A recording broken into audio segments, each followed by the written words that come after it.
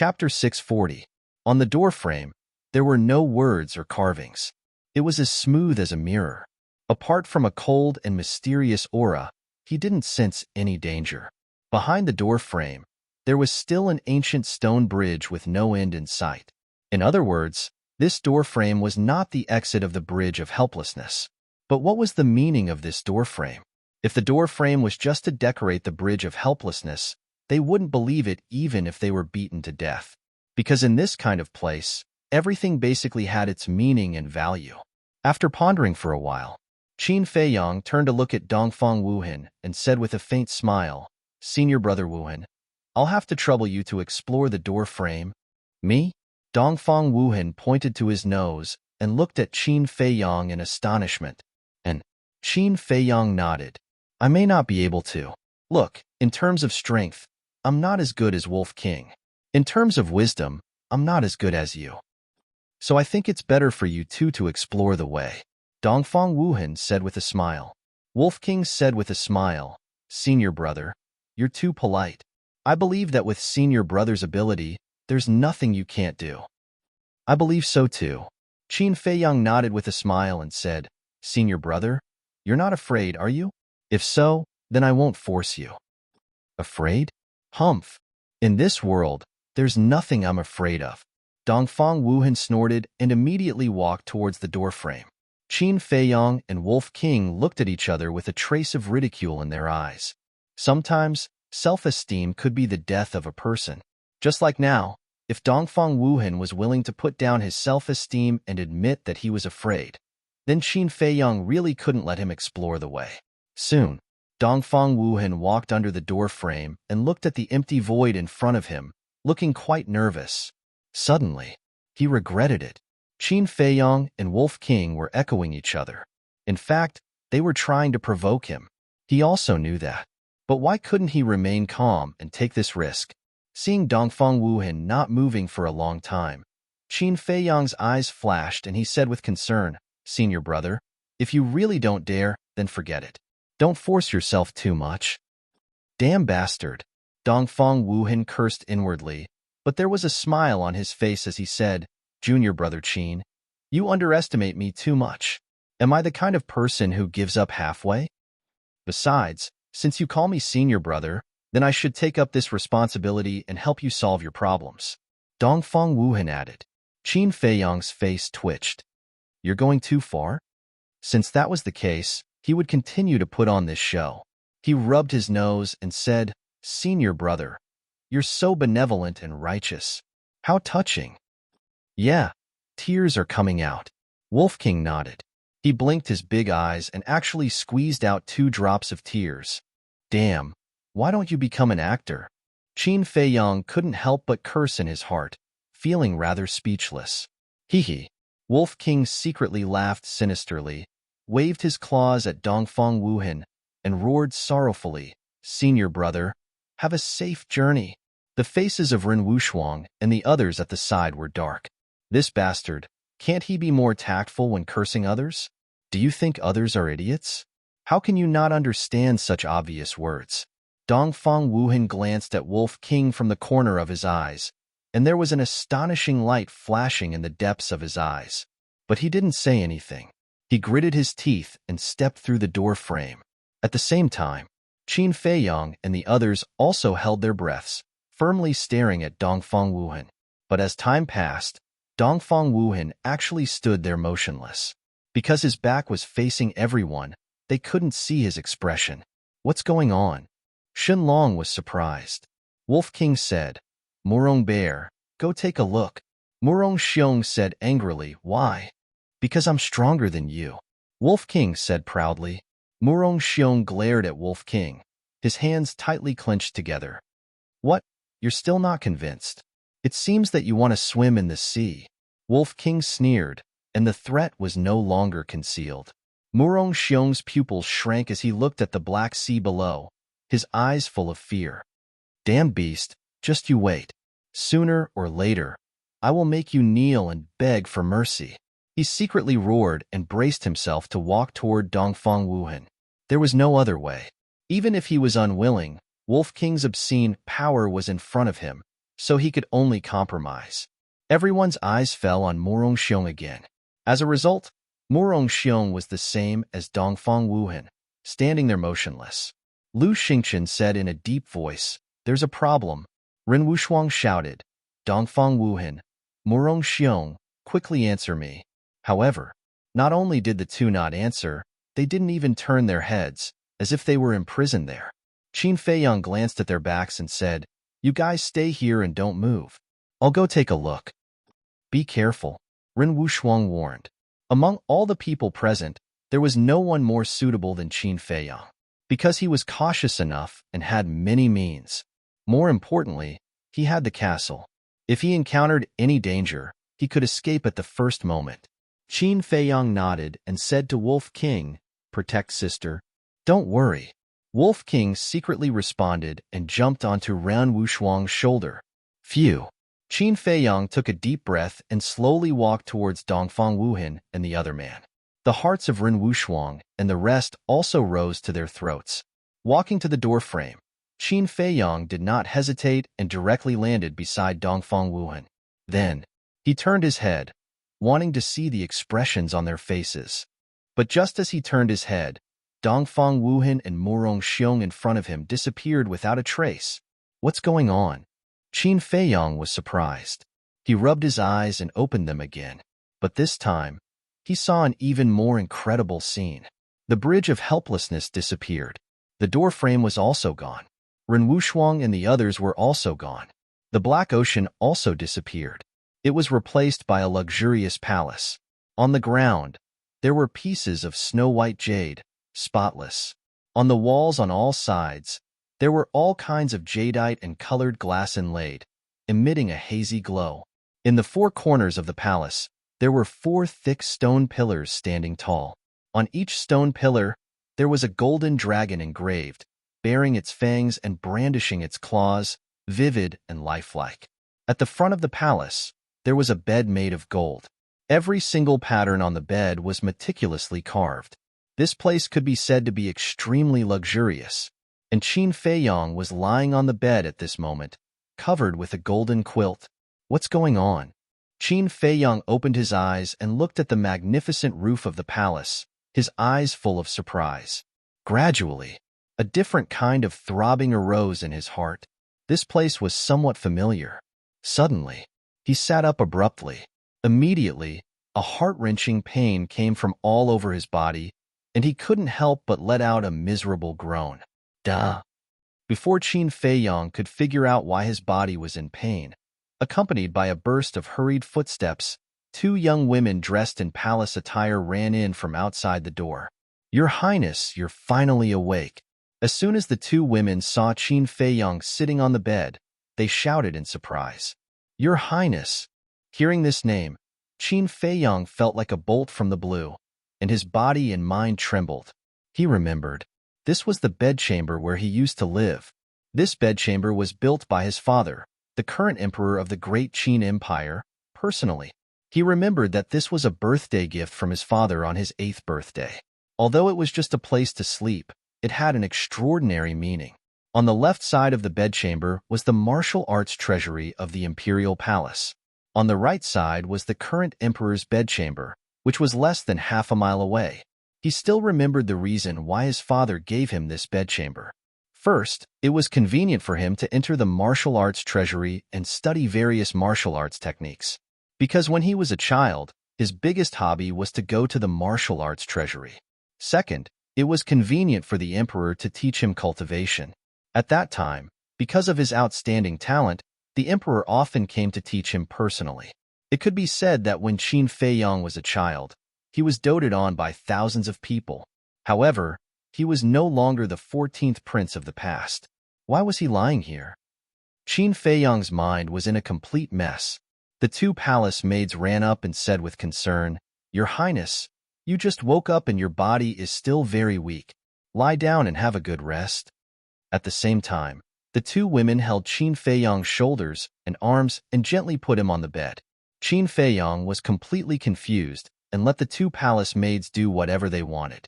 He was also very familiar with these 2 palace maids. One was called Qin Shi, and the other was called Qin Yu. They were about 15 or 16 years old and looked quite attractive. There was a rule in the imperial palace that all the palace maids, guards, or eunuchs who entered the imperial palace, no matter what their surname was before, had to change their surname to Qin. As for what name to change, it was decided by the master they served. Therefore, the names of these two palace maids were personally given by Qin Feiyang. After covering Qin Feiyang with the bedding, Qin Shi asked, "Your Highness, are you feeling uncomfortable?" Qin Feiyang had already calmed down, but he still didn't say a word and carefully pondered the ins and outs of this matter. He was still on the bridge of helplessness before, but as soon as he entered the door frame, he returned to the imperial palace. Could it be that the door had a transmission function? But that couldn't be right. If it really had a transmission function, why hadn't Dongfang Wuhan and Morong Xiong been transmitted away? What was going on? Your Highness, please speak quickly. Don't scare us, okay? Seeing Qin Feiyang not saying a word, Qin Shi and Qin Yu's faces were full of anxiety. Qin Feiyang looked at the two women and couldn't help but smile. Although these two palace maids didn't have the bloodline power of the Qin clan, they were the closest people to him besides his mother. Back then, in private, he had even called the two of them elder sisters. Seeing the smile on Qin Feiyang's face, Qin Shi and Qin Yu breathed a sigh of relief.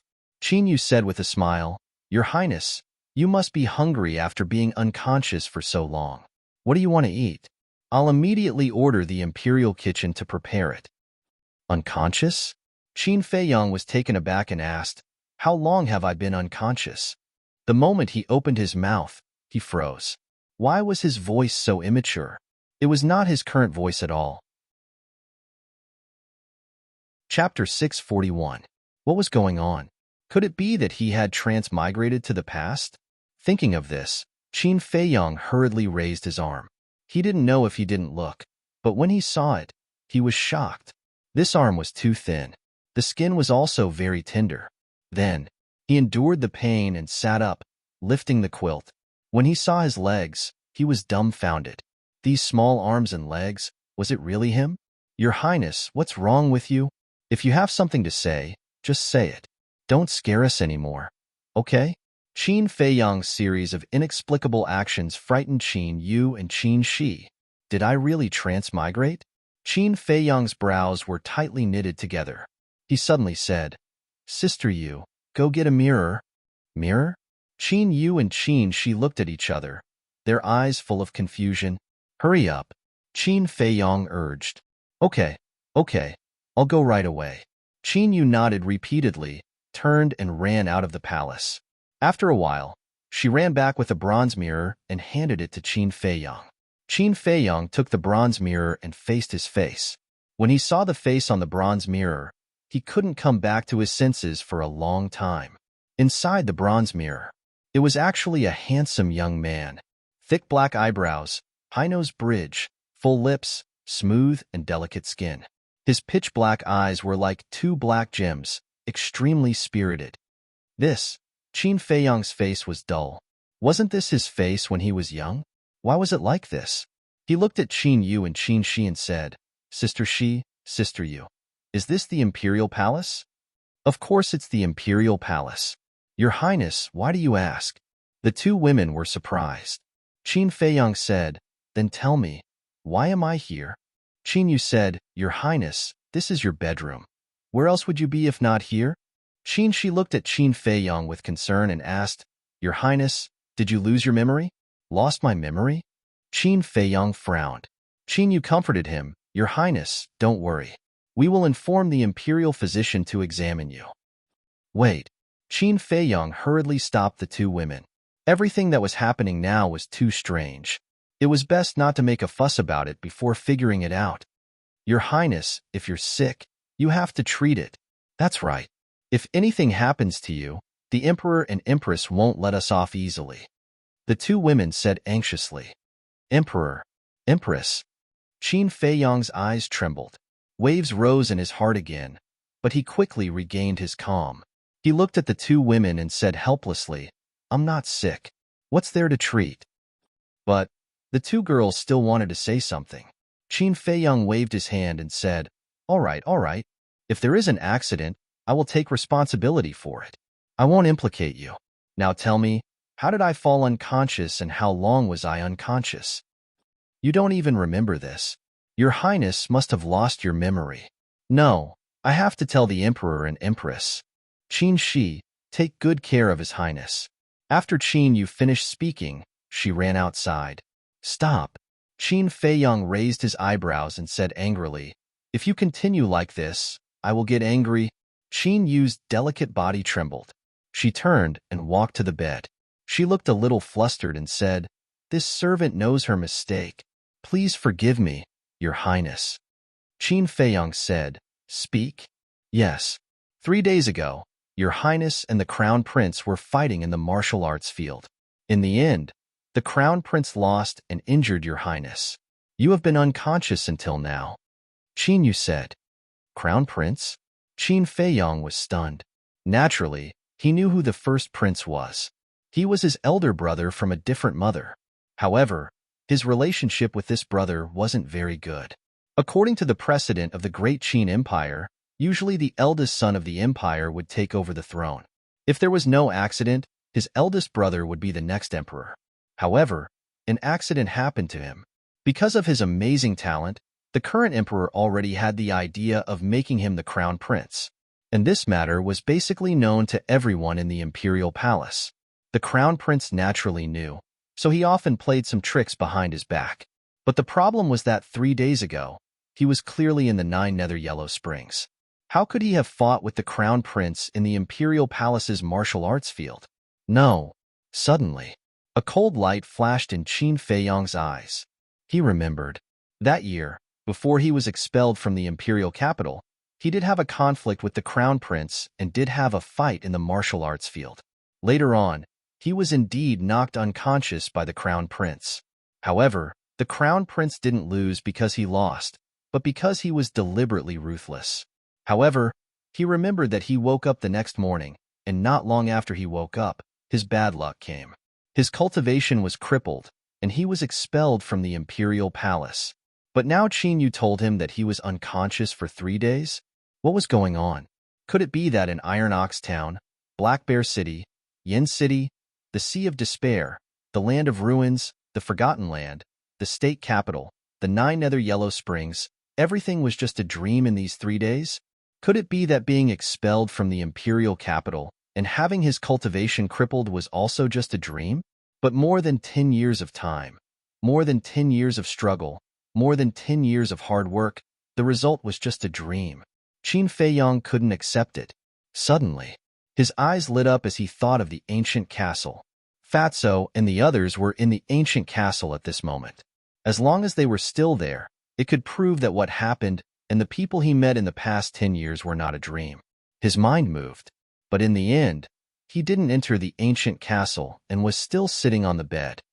Qin Feiyang was surprised and carefully sensed the ancient castle, but he was shocked to find that he couldn't sense the existence of the ancient castle. The ancient castle was gone? This is impossible. Qin Feiyang shook his head forcefully. Then, he circulated the battle character formula and the return character formula. However, the 2 great divine arts did not appear. I don't believe that what happened in the past 10 years was just a dream. Qin Feiyang roared in his heart as he looked inside his Qi Si. However, he was shocked to find that his Qi Si had not been opened yet, and what was flowing in his body was true Qi. Boom! His body shook, and a burst of aura broke out of his body. However, this aura was simply weak to the extreme. Qin Feiyang discovered that his current cultivation was actually only a 9-star martial master. It can't be. I'm clearly a 1-star war master. How could I be a 9-star martial master? Qin Feiyang muttered, his face full of disbelief. Qin Yu and Qin Shi looked at each other. How could a 10-year-old youth break through to the 1-star war master? Could it be that His Highness's mind was in a mess? It seemed that the situation was very serious. His Highness the First Prince has arrived. At this moment, a sharp and ear-piercing voice sounded from outside the hall. Qin Feiyang frowned. At the same time, Qin Yu and Qin Shi's expressions changed, and they hurriedly ran out, stood at the door, and respectfully greeted. This servant greets His Highness the First Prince. In front of the hall was a huge garden. On a winding path, a young man wearing a golden crown and a golden robe was striding towards them. This person was about 175 meters tall and was about 18 or 19 years old. He swaggered as he walked, and his expression was full of arrogance. This person was Qin Feiyang's elder brother, the current first prince of the empire. There was also a eunuch following behind the first prince with a flattering smile. Behind the two of them, there were 4 guards in golden armor, exuding a terrifying aura. The first prince walked to the door of the hall, looked at Qin Yu and Qin Shi, and said, "Is my 14th brother awake?" "The 14th prince has just woken up, and his body is still very weak. Your Highness the first prince, if there's anything, can we talk about it later?" Qin Yu lowered her head and said respectfully, with a trace of worry in her eyes, "Awake?" The first prince was stunned, and his face suddenly sank. He said angrily, "What do you mean? This prince is his biological elder brother. How could I possibly harm him?"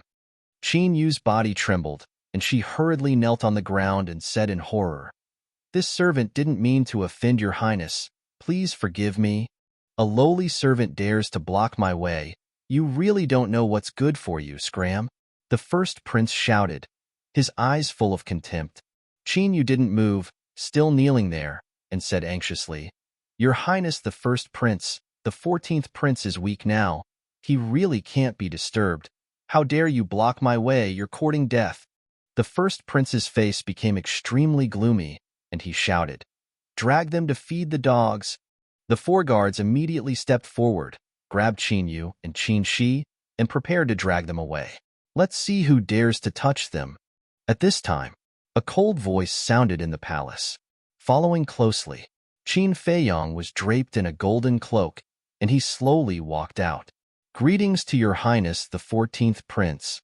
The eunuch and the 4 guards brought by the first prince immediately knelt on the ground and saluted respectfully. At the same time, the first prince also looked at Qin Feiyang, as if he was observing something.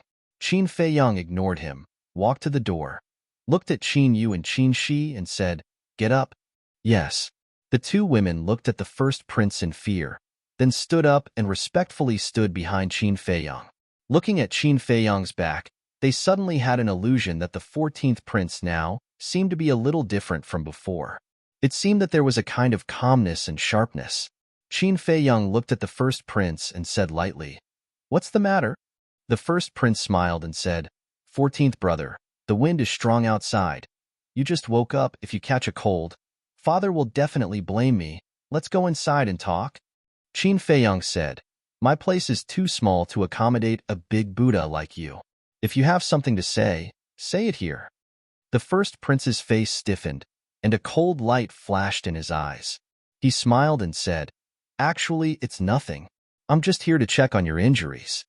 Qin Feiyang's lips curled into a mocking smile as he said, "Would you be so kind-hearted? 14th brother, whether you believe it or not, 3 days ago, I really made a mistake.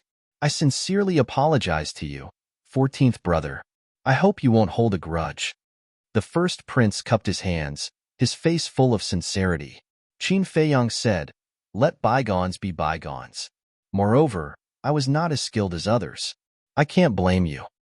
Now that you say so, I can finally breathe a sigh of relief. All right, take care of your injuries. I still have something to do, so I won't disturb you." The first prince smiled. "I won't see you out," Qin Feiyang said. The first prince smiled, flicked his sleeves, and left with the eunuch and the 4 guards. Qin Yu whispered, "Your Highness, you have to be careful. The first prince will not give up so easily." Qin Shi nodded and said, "That's right. He said that he was concerned about you this time, but he actually wanted to see if you were dead." "I know. Only if I'm dead will I not be a threat to his position." Qin Feiyang smiled coldly. Then, he looked at the 2 girls and said, "You 2 go ahead. I want to sit alone for a while." "Yes." The 2 girls replied respectfully and turned to leave. Chapter 642. In the garden, there were green grass, delicate flowers, a clear stream, and exquisite rockery. Qin Feiyang walked down a winding path slowly, looking at the familiar surroundings, His eyes were filled with confusion. He, who had always been calm, was in a mess at that moment. He really did not know how to judge whether all of this was a dream or reality. Unknowingly, he walked onto a small bridge. Under the bridge, there was a stream. The water was clear as a mirror and fish swam back and forth. Qin Feiyong stood by the bridge and looked at the reflection on the water. He felt helpless. In the past, he never asked for help easily. But now, he really wanted someone to give him some pointers. After a long time, he retracted his gaze and looked at a pavilion beside the small bridge. His eyes were filled with reminiscence. When he was young, he often sat in the pavilion to read, practice calligraphy, and read all kinds of historical records. He remembered that once, he found a very interesting book. At that time, he was in the pavilion and read it for 3 days and 3 nights until he finished reading it. Because of this, the emperor and empress even scolded him severely. They said that he did not cherish his body and that he was too insensible. How could he read like that? Although they said that they scolded him, they were actually concerned. Since then, his mother had come here every day to accompany him in his studies and cultivation. His mother's doting eyes and kind face were still vivid in his mind. This place brought him a lot of joy. However, this was also the place he hated the most, because that was where the upheaval had occurred. He clearly remembered that the day of the accident was a cloudy and rainy day. He was sitting in the pavilion reading a book when someone suddenly came and forced him to take the calamity spirit pill without saying a word. At that time, he was in despair. He roared. He did not know what he had done wrong to deserve such a punishment, but no one gave him an explanation. Those familiar faces seemed so unfamiliar and cold in his eyes. At that time, he had just turned 10 years old. He was just an innocent child. Why did they treat him so cruelly? For more than 10 years, he had been thinking about revenge every moment. But now, he was told that all of this was just a dream. How could he accept it? Was the dream so realistic? Every detail, every character, was clearly imprinted in his mind? Seriously, he would rather believe that everything he saw was a dream. However, Qin Yu and Qin Shi said that he had been in a coma for 3 days. The first prince had also said that he had been unconscious for 3 days and had even come over to show concern for him. These were also very realistic. Suddenly, he shuddered and thought of a few things that could prove that this was not a dream. One of them was the Cosmos sack. The ancient castle could disappear, but the Chinquin bag had always been on his waist, so it was impossible for it to disappear. The things inside could not be changed. He hurriedly took out his Chinquin bag and immersed his consciousness into it.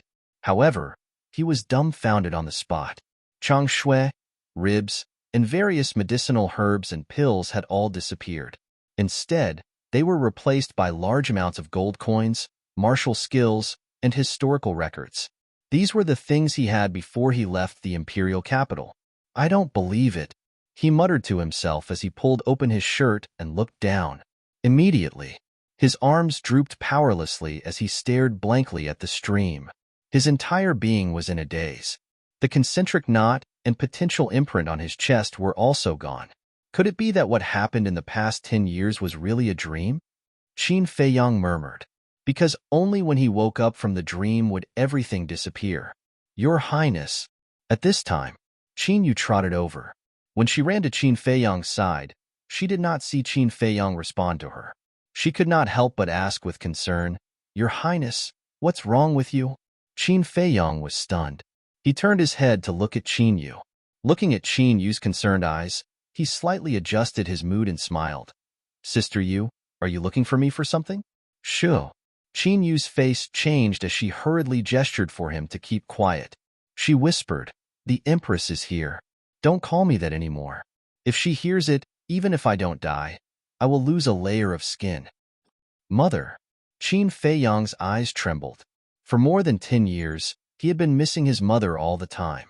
But at this moment, when he really wanted to see his mother, he was a little hesitant.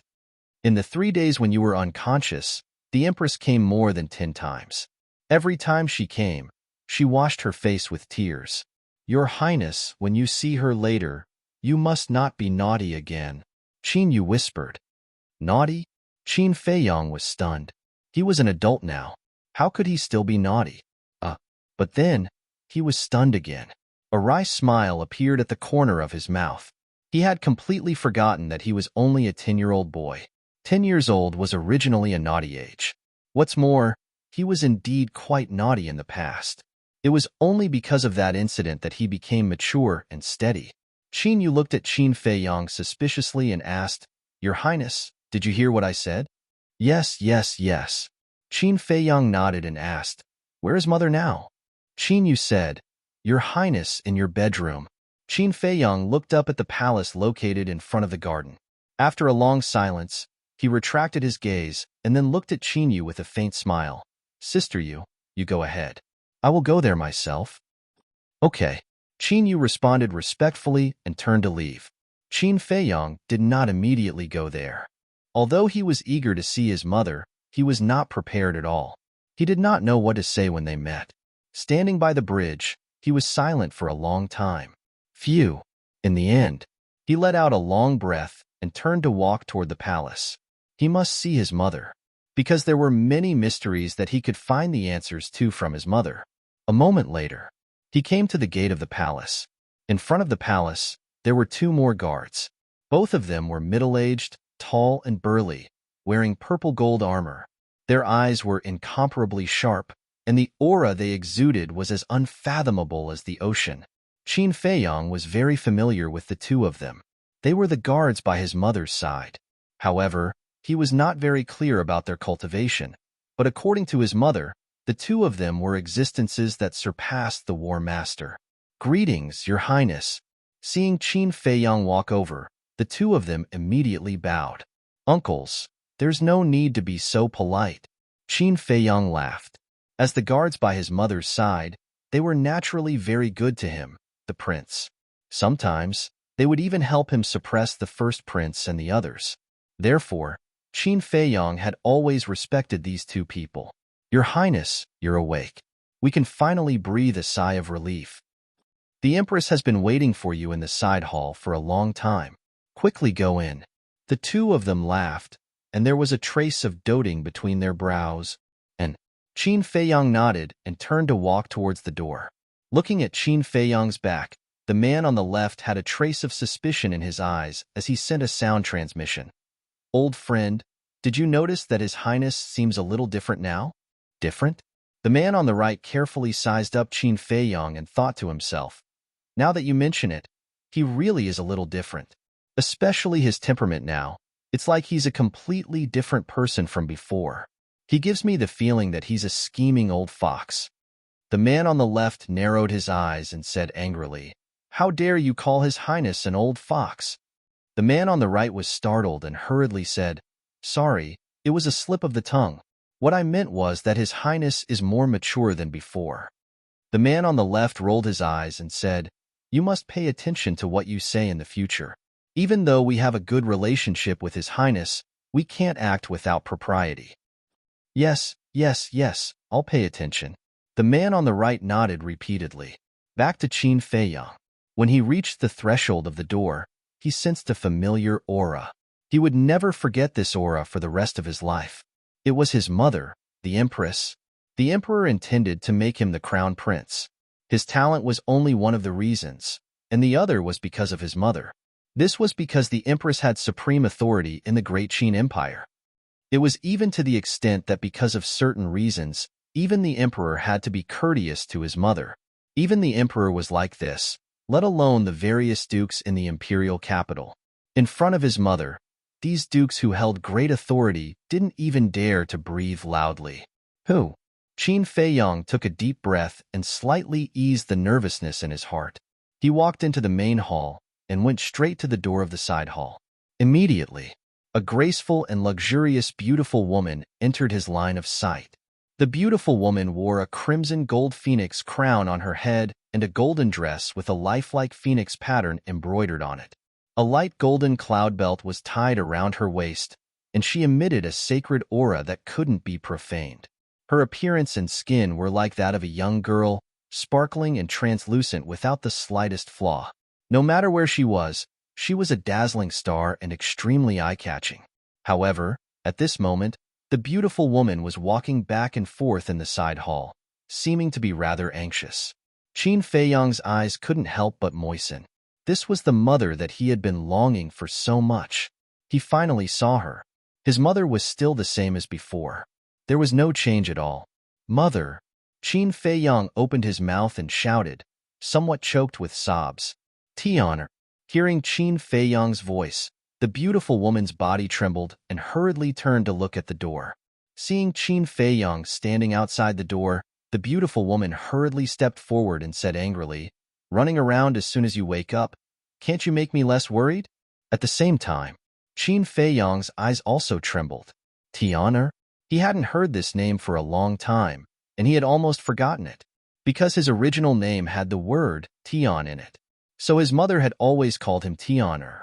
"I'm sorry to make mother worry." Qin Feiyang lowered his head and said. Tears uncontrollably flowed out of his eyes and dripped to the ground, splashing water. "What's wrong? I only said a few words, and you feel wronged?"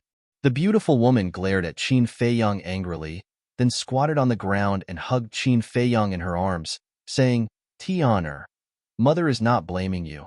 Mother is afraid. You know? Seeing you in a coma these days, mother is afraid of losing you." Hearing this, Qin Feiyang's tears flowed even more fiercely. Okay, you're already so old and still crying. If others see you, they will definitely laugh at you behind your back." The beautiful woman rubbed Qin Feiyang's head and smiled dotingly. Qin Feiyang shook his head and said, "I'm not afraid of being laughed at. Mother, let me hold you a little longer, okay?"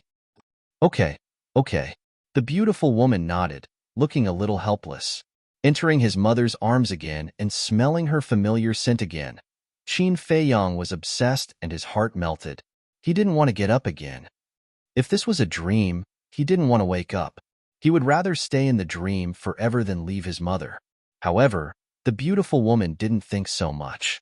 She only thought that Qin Feiyang was still a little scared after surviving a disaster, so she softly comforted Qin Feiyang. After a long time, Qin Feiyang got up, wiped the tears from the corner of his eyes, and looked at the beautiful woman with a silly smile. "Mother, it's so good to see you." "Silly child. Mother is here every day. If you want to see Mother in the future, you can come and find me at any time," the beautiful woman said with a smile, while holding Qin Feiyang's hand and walking to the seat next to them. When the beautiful woman sat down, she smiled and said, "Tianer, come and sit on Mother's lap." "Okay." Qin Feiyang nodded happily. A 10-year-old child sitting on his mother's lap was a very normal thing. The beautiful woman hugged Qin Feiyang and said, "Tianer, although your talent is good, you're still young. Try not to provoke your big brother in the future." Qin Feiyang nodded. "I know. With my strength, I'm still not his opponent." "It's good that you know. Although Mother is the Empress, I can't punish your big brother because of this. However, I've already mentioned this to your father. He must be strictly disciplined." The beautiful woman said, "Thank you, Mother. Let's not talk about big brother." "Mother, I have a question to ask you." Qin Feiyang said. "What question?" The beautiful woman smiled and asked. Qin Feiyang said, "Do you have a dagger called Changshui?" The beautiful woman was stunned, her face full of suspicion. "You don't?" Qin Feiyang couldn't help but feel disappointed. After pondering for a while, he said, "Then I'll ask you about another person, Qin Yuan." Although he had been with Uncle Yuan for so many years, Qin Feiyang still didn't know Uncle Yuan's true identity. He only remembered that when he was expelled from the imperial capital, he was in a coma. When he woke up, Uncle Yuan was already by his side, saying that he was ordered by his mother to take care of him. He also asked, but Uncle Yuan always used some unimportant things to brush him off. "Qin Yuan? Is there such a person in our Qin clan? Where did you hear about it?" The beautiful woman was puzzled. "In a dream," Qin Feiyang blurted out without hesitation. Subconsciously, he had already regarded those more than 10 years of experience as a dream. The beautiful woman was stunned. In the end, she burst out laughing and scolded, "Silly child. How can you take the things in a dream seriously?" "Yes, things in a dream can't be taken seriously." Qin Feiyang nodded. There was no Uncle Yuan, no Changshui, and no castle. There was nothing here. If it wasn't a dream, what was it? Qin Feiyong completely believed that everything in front of him was real. He smiled and said, "Mother, where is father now?" The beautiful woman said, "He's dealing with business. Don't disturb him. When he's done, he'll naturally come to see you." Qin Feiyong said, "I know." The beautiful woman stood up, rubbed Qin Feiyong's head, and said with a smile, "Do you want to eat anything? Tell mother. Mother will personally cook for you today." "Anything is fine." Qin Feiyong showed a silly smile. The beautiful woman was stunned and nodded. "Okay, then you rest here first. When the food is ready, mother will send someone to call you." "No, I want to go with mother. I also want to personally cook a few dishes to show filial piety to mother," Qin Feiyong said very seriously. The beautiful woman looked at Qin Feiyong in surprise. This child had never done this kind of thing before. Why was he so strange today? "Mother, why are you in a daze? Let's go." Qin Feiyong dragged the beautiful woman and ran outside. "Your body hasn't recovered yet. Why are you walking so fast? Walk slowly." "Mother, your son's body is very strong. It's okay." In this way, Qin Feiyong and the beautiful woman walked outside, talking and laughing. But not long after they left the hall, a soft sigh sounded in the hall. Following that, a vague black shadow appeared out of thin air. He's trapped in the illusion but doesn't realize it. This child has been completely addicted. But it's good. Let him enjoy the long-lost motherly love in this illusion. It can also satisfy his wish. Chapter 643. The appearance of the black shadow was like a flash in the pan, and it soon disappeared without a trace. The imperial kitchen. At this moment, all the imperial chefs and palace maids were standing outside the door, looking at the mother and son who were busy inside in surprise. What was going on today? The empress, who had always been high above the masses, and the emperor's favorite prince, actually came to cook in person. Besides, the two masters had always stretched out their hands for clothes and opened their mouths for food. How could they make delicious food? But the result shocked them. Not long after, a mouth-watering aroma of rice wafted out from the imperial kitchen. This is impossible. All the imperial chefs were dumbfounded. When did the empress and the prince learn how to cook? Why didn't they hear about it? Actually, the person who cooked was Qin Feiyong. In the past, he did not know how to cook in the imperial capital. But since he was stranded in Iron Ox Town, he had to learn these basic life skills in order to survive. However, the celestial empress was completely clueless about the kitchen. At first, she thought that cooking was very simple, so she said that she would cook for Qin Feiyong. But as soon as she entered the kitchen, she immediately realized that she was too naive. Because, looking at the pots and pans in front of her, she did not know where to start and where to start. Seeing his mother's embarrassed expression, Qin Feiyong couldn't help but laugh. In the end, the empress had no choice but to compromise and help Qin Feiyong. Although the kitchen was filled with oil and smoke, Qin Feiyong enjoyed this feeling very much. When there was sweat on his mother's forehead, he would help her wipe it off immediately. Gradually, the empress also realized that this child seemed to be a little different from before. He was more considerate and mature than before. She even felt that in front of Qin Feiyong, she was more like a child who was taken care of. But she also liked the current Qin Feiyong very much. He was very serious and made people feel very grounded. The empress asked curiously, "Tian, did you also learn this in your dream?" At this moment, Qin Feiyong was holding a big wok, and as he stir-fried, he laughed. "Yes, in my dream. I learned a lot of things, and when I woke up from my dream, I had already broken through to 1-star War Master." The empress smiled. "It seems that these 3 days you had a very long dream." "Yes. In the dream, more than 10 years have passed. I remember every detail clearly. So when I woke up, I couldn't tell which one was a dream, which was the real world." Qin Feiyong shook his head and smiled. Celestial Empress came to a realization and said, "No wonder you would ask so many strange questions in the side hall." Qin Feiyong smiled and stretched out his hand. "Mother, give your child a plate." Celestial Empress grabbed a prepared jade plate and handed it to Qin Feiyong. Qin Feiyong took the jade plate and quickly put the vegetables in the pot into the jade plate. Then, he turned off the fire and walked to the dining table and put it on the table. There were 5 dishes, 1 soup, and 2 bowls of rice on the table. Although it wasn't perfect in terms of appearance, fragrance, and taste, it could still arouse one's appetite. Qin Feiyong swallowed his saliva and turned to look at his mother. He smiled and said, "It's all healed, my gentle and kind mother. Please enjoy." "All right, all right, all right." Empress nodded and walked to the table with a smile. She picked up the jade chopsticks and put a piece of vegetable into her mouth. She nodded and praised. "Not bad."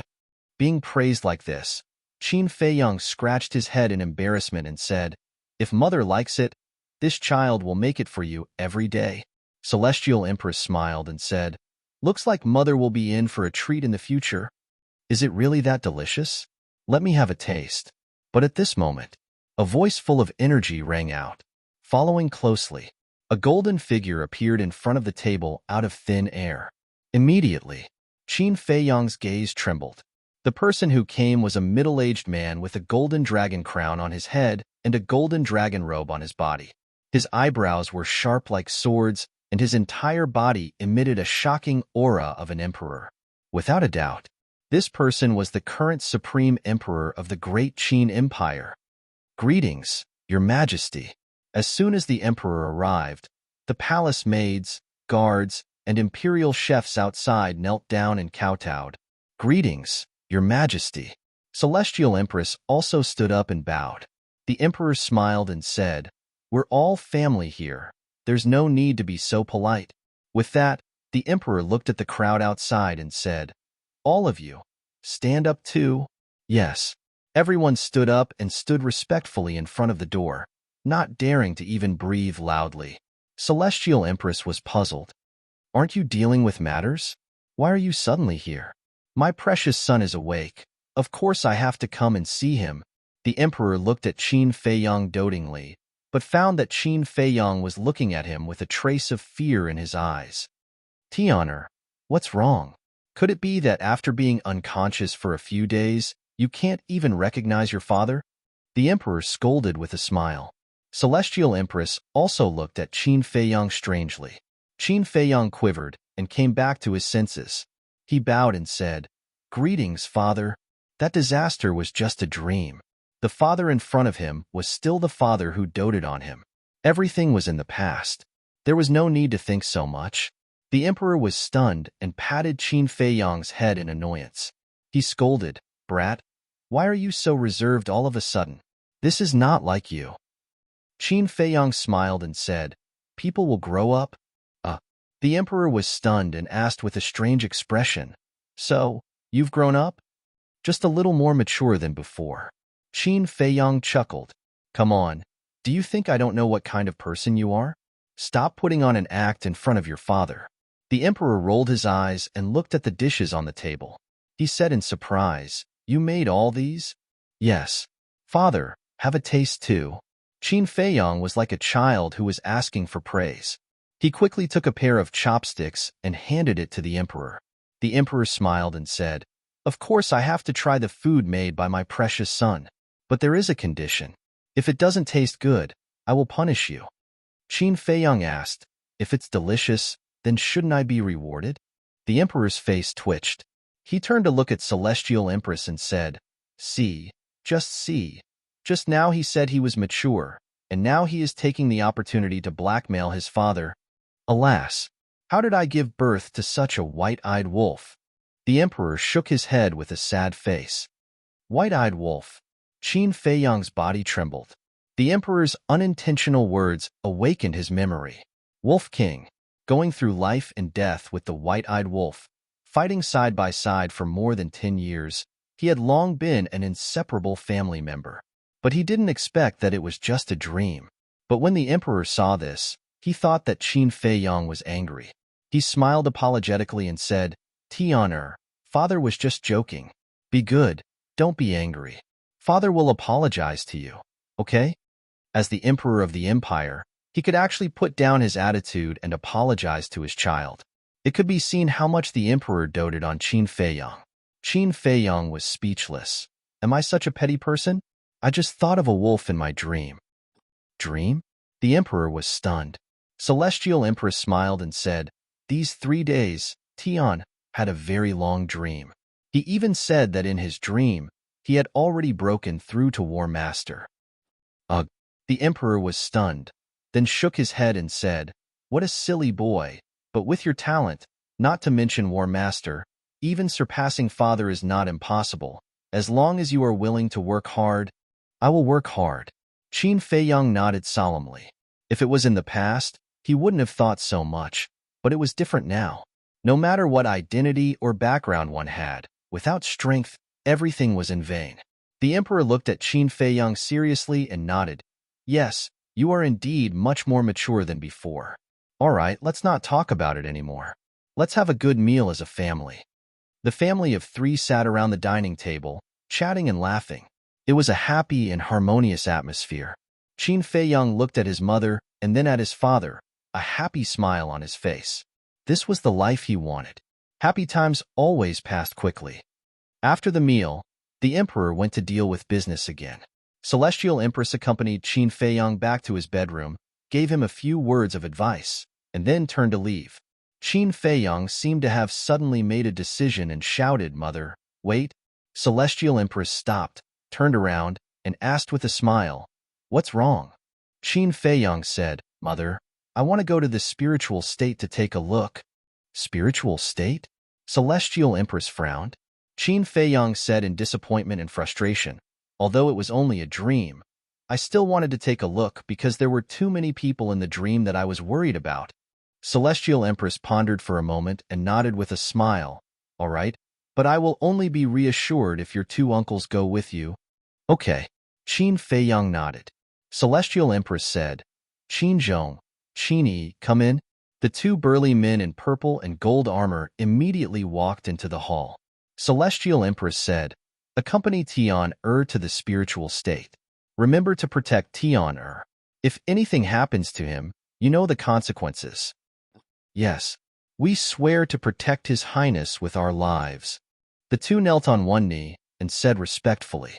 Celestial Empress nodded and looked at Qin Feiyang with a smile. "You decide when to go. I have other things to do." Qin Feiyang bowed and said, "Mother, take care. Farewell, Celestial Empress." After seeing off Celestial Empress respectfully, Qin Zhong and Qin Yi stood up and looked at Qin Feiyang with a sly smile on their faces. Qin Yi moved closer to Qin Feiyang and chuckled, "Your Highness, what's so fun about the spiritual state? Uncle will take you to a more fun place." "Where?" Qin Feiyang was puzzled. Qin Yi glanced at the door and saw no one. So he whispered, "Fragrant Moon Brothel." Qin Feiyang was stunned. He smiled bitterly and said helplessly, "Uncle Qin Yi, I'm still a child." Fragrant Moon Brothel was the most famous restaurant in the imperial capital. More importantly, it was a brothel. "You're 10 years old. You're still young?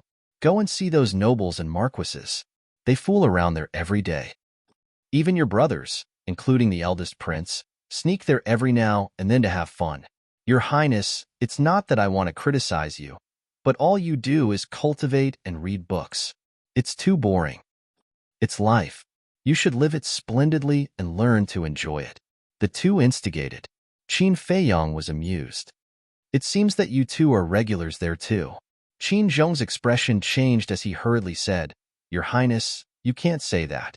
If your mother finds out, we'll both be finished." Qin Feiyang smiled. "Okay, I won't tell Mother. Let's go to the spiritual state first. As for Fragrant Moon Brothel, we'll talk about it when we come back." "That's more like it. Let's go. I'll take you to the pagoda," Qin Yi said. "Pagoda?" Qin Feiyang frowned. Why hadn't he heard of this place? Qin Yi explained, "There are teleportation altars to the 9 states in the pagoda. However, no one knows about this except for the Emperor, Empress, and us guards." Qin Zhong added, "Especially you princes. Once you know, you'll definitely run around." Qin Feiyang was enlightened. In the dream, when he was expelled from the imperial capital, he was in a coma. When he woke up, he was already in the spiritual state. He didn't know how he got to the spiritual state at that time. However, He had been guessing that it was Uncle Yuan who brought him there. Swoosh! Qin Zhong waved his hand and swept Qin Feiyang out of the hall. Soon, they left the halls and entered a deep mountain. Where is this? Qin Feiyang scanned his surroundings, his eyes full of suspicion. In this place, the mountains were undulating, ancient trees towered into the sky, and powerful ferocious birds spread their wings and soared between heaven and earth. There were also all kinds of ferocious beasts lurking in the forest, and their auras were extremely terrifying. Back mountain, Qin said. What? Qin Feiyang was shocked. Speaking of the back mountain, one had to talk about the Imperial Palace first. The Imperial Palace covered an extremely large area. It was no exaggeration to say that even Battle Faction had to fly for a few days to cross the north and south. There were many places that Qin Feiyang had never been to. Among them was the back mountain. Of course, it wasn't that he didn't want to come, but that he couldn't. In the Imperial Palace, the back mountain was considered a forbidden area. Without the permission of the Emperor and Empress, no one could set foot in it. The princes were no exception. Therefore, all along, this place had been a mystery in Qin Feiyang's eyes. Chapter 644. On the peak of the mountain sat a huge ancient pagoda. The ancient pagoda was dark and exuded an ancient aura. On the front of the ancient pagoda, two bold words were engraved. Pagoda. In front of the pagoda, an old man sat cross-legged. This person was dressed in white, had white hair and a white beard, and exuded an otherworldly aura. Qin Feiyang looked at the old man and realized that he had never seen him before. Qin bowed to the old man and said, Elder Qin, we are under the orders of the Empress to bring His Highness the 14th Prince to the spiritual state. Please open the pagoda door. The old man opened his eyes. They were not cloudy at all and were shining brightly. Glancing at Qin and Qin, the old man looked at Qin Feiyang, stood up, and cupped his hands. Greetings, Your Highness. Qin Feiyang smiled, Senior. You don't have to be so polite. Even Qin and Qin were so respectful. This old man was obviously not an ordinary person. I've long heard that Your Highness is talented and outstanding. Now that I've seen you, you are indeed extraordinary. The old man smiled. Qin Feiyang was a little embarrassed and shook his head, Senior. You flatter me. I really don't deserve it. Talented, but not arrogant. Successful, but not arrogant. You have a good temperament. The old man nodded with a smile, seemingly praising Qin Feiyang. Then, he turned around and stretched out his old arm. Battle Chi gushed out of his index finger and merged into the pagoda door. Clang! Immediately, the pagoda door slowly opened, and a magnificent aura rushed out. The old man said, The teleportation altar to the spiritual state is on the first level. Go in yourselves. Remember, don't run around. Understood. Qin and Qin Feiyang bowed and replied, then led Qin Feiyang into the pagoda. The pagoda door also closed. Qin Feiyang looked at everything in front of him curiously. The space here was about 100 meters wide. 9 blood-red altars were neatly arranged on the ground, all emitting an ancient and mysterious aura. Beside the 9 altars, there was a stone tablet with different words engraved on it. Spiritual state, cloud state, crane state, Yuzhou, Fengzhou, etc. Qin Feiyang followed Qin and Qin Yu to the stone tablet with the spiritual state engraved on it. Qin Zhong said, This altar leads to the spiritual state. Qin Feiyang asked doubtfully, Is there an altar on the second floor as well? Qin Zhong hesitated for a moment before shaking his head. Your Highness, I really can't say that. All right. Qin Feiyang shrugged helplessly. Qin Zhong smiled apologetically. Battle Chi surged out and flowed into the altar. Boom. All of a sudden, the blood-colored altar shone brightly. Qin grabbed Qin Feiyang's arm and stepped onto the altar, disappearing without a trace in the blink of an eye. In the spiritual state, in the air above a mountain range outside the city. Whoosh! 3 figures appeared out of thin air. They were Qin Feiyang and Qin Zhong. As soon as he appeared, Qin used a trace of battle chi to support Qin Feiyang. Because Qin Feiyang couldn't fly yet, Qin Zhong glanced around and looked at the city not far away. He smiled and said, "That should be the city." Qin Feiyang lowered his head to take a look, and his expression froze. The appearance of the city was completely different from the city in his dream. It was extremely unfamiliar. After a long time, Qin Feiyang came back to his senses and said, "Uncle Qin Zhong, go and find out if there are these people in the city." "Who?" Qin Zhong asked. "Ren Wushuang, Lu Xingqian, Dong Jingyang, Dongfang Wuhan, Murong Xiong, Shen Mei, Shen Long, Jiang Wei, Wang Hong, and a few big families, Lu family, Dong family, Xiao family, Shen family," Qin Feiyang said.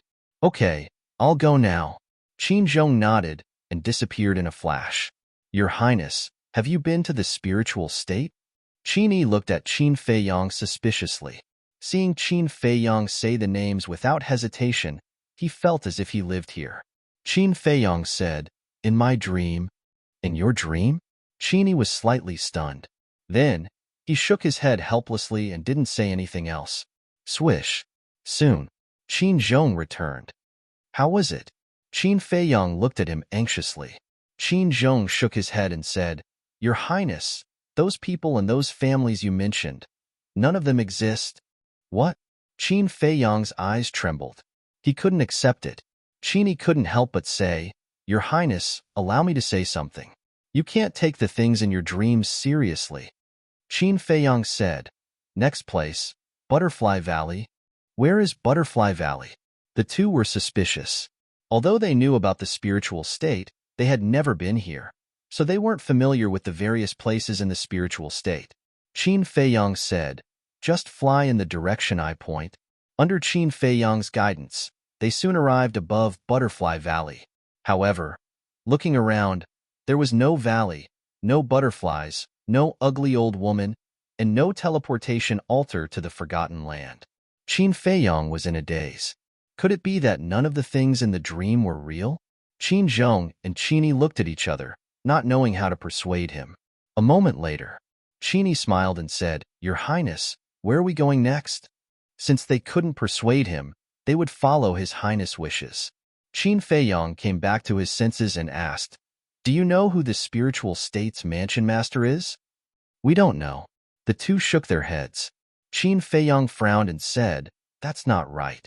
The mansion masters of the 9 states go to the imperial capital every 10 years. How can you not know?" "There is indeed such a thing. But every time, the emperor goes to the back mountain to meet them." "Why don't I ask the emperor?" Qin Zhong said. "Forget it. Father is busy every day. Don't disturb him for such trivial matters." Qin Feiyang shook his head, pondered for a moment, and said, "Next, let's go to Yin City." Above Yin City, swish, Qin Feiyang and the other two appeared out of thin air.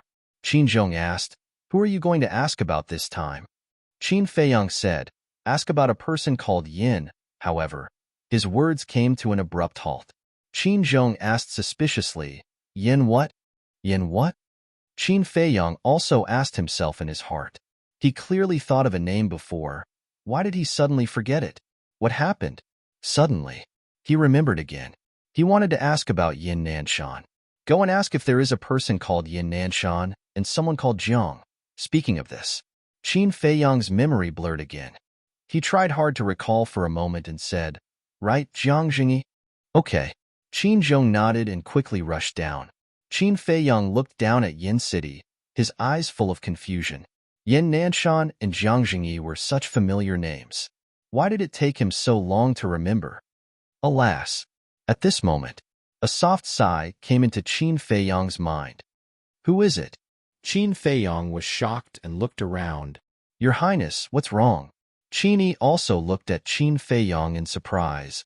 "Why is there no one?" Qin Feiyang frowned and shook his head. "Nothing. Maybe I'm hallucinating." But before his voice died away, a black shadow appeared out of thin air in front of him. Qin Feiyang looked at the black shadow with bewilderment. The black shadow's voice came into Qin Feiyang's mind again. "How long are you going to stay here?" "What do you mean?" Qin Feiyang frowned.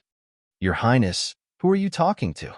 When Qin Yi heard Qin Feiyang speak again, the bewilderment in his eyes grew even stronger. He followed Qin Feiyang's gaze, but saw nothing. Qin Feiyong was stunned. He looked at Qin Yi and asked, "Didn't you see it? There's a black shadow there." A black shadow? Qin Yi looked again, but there was still nothing.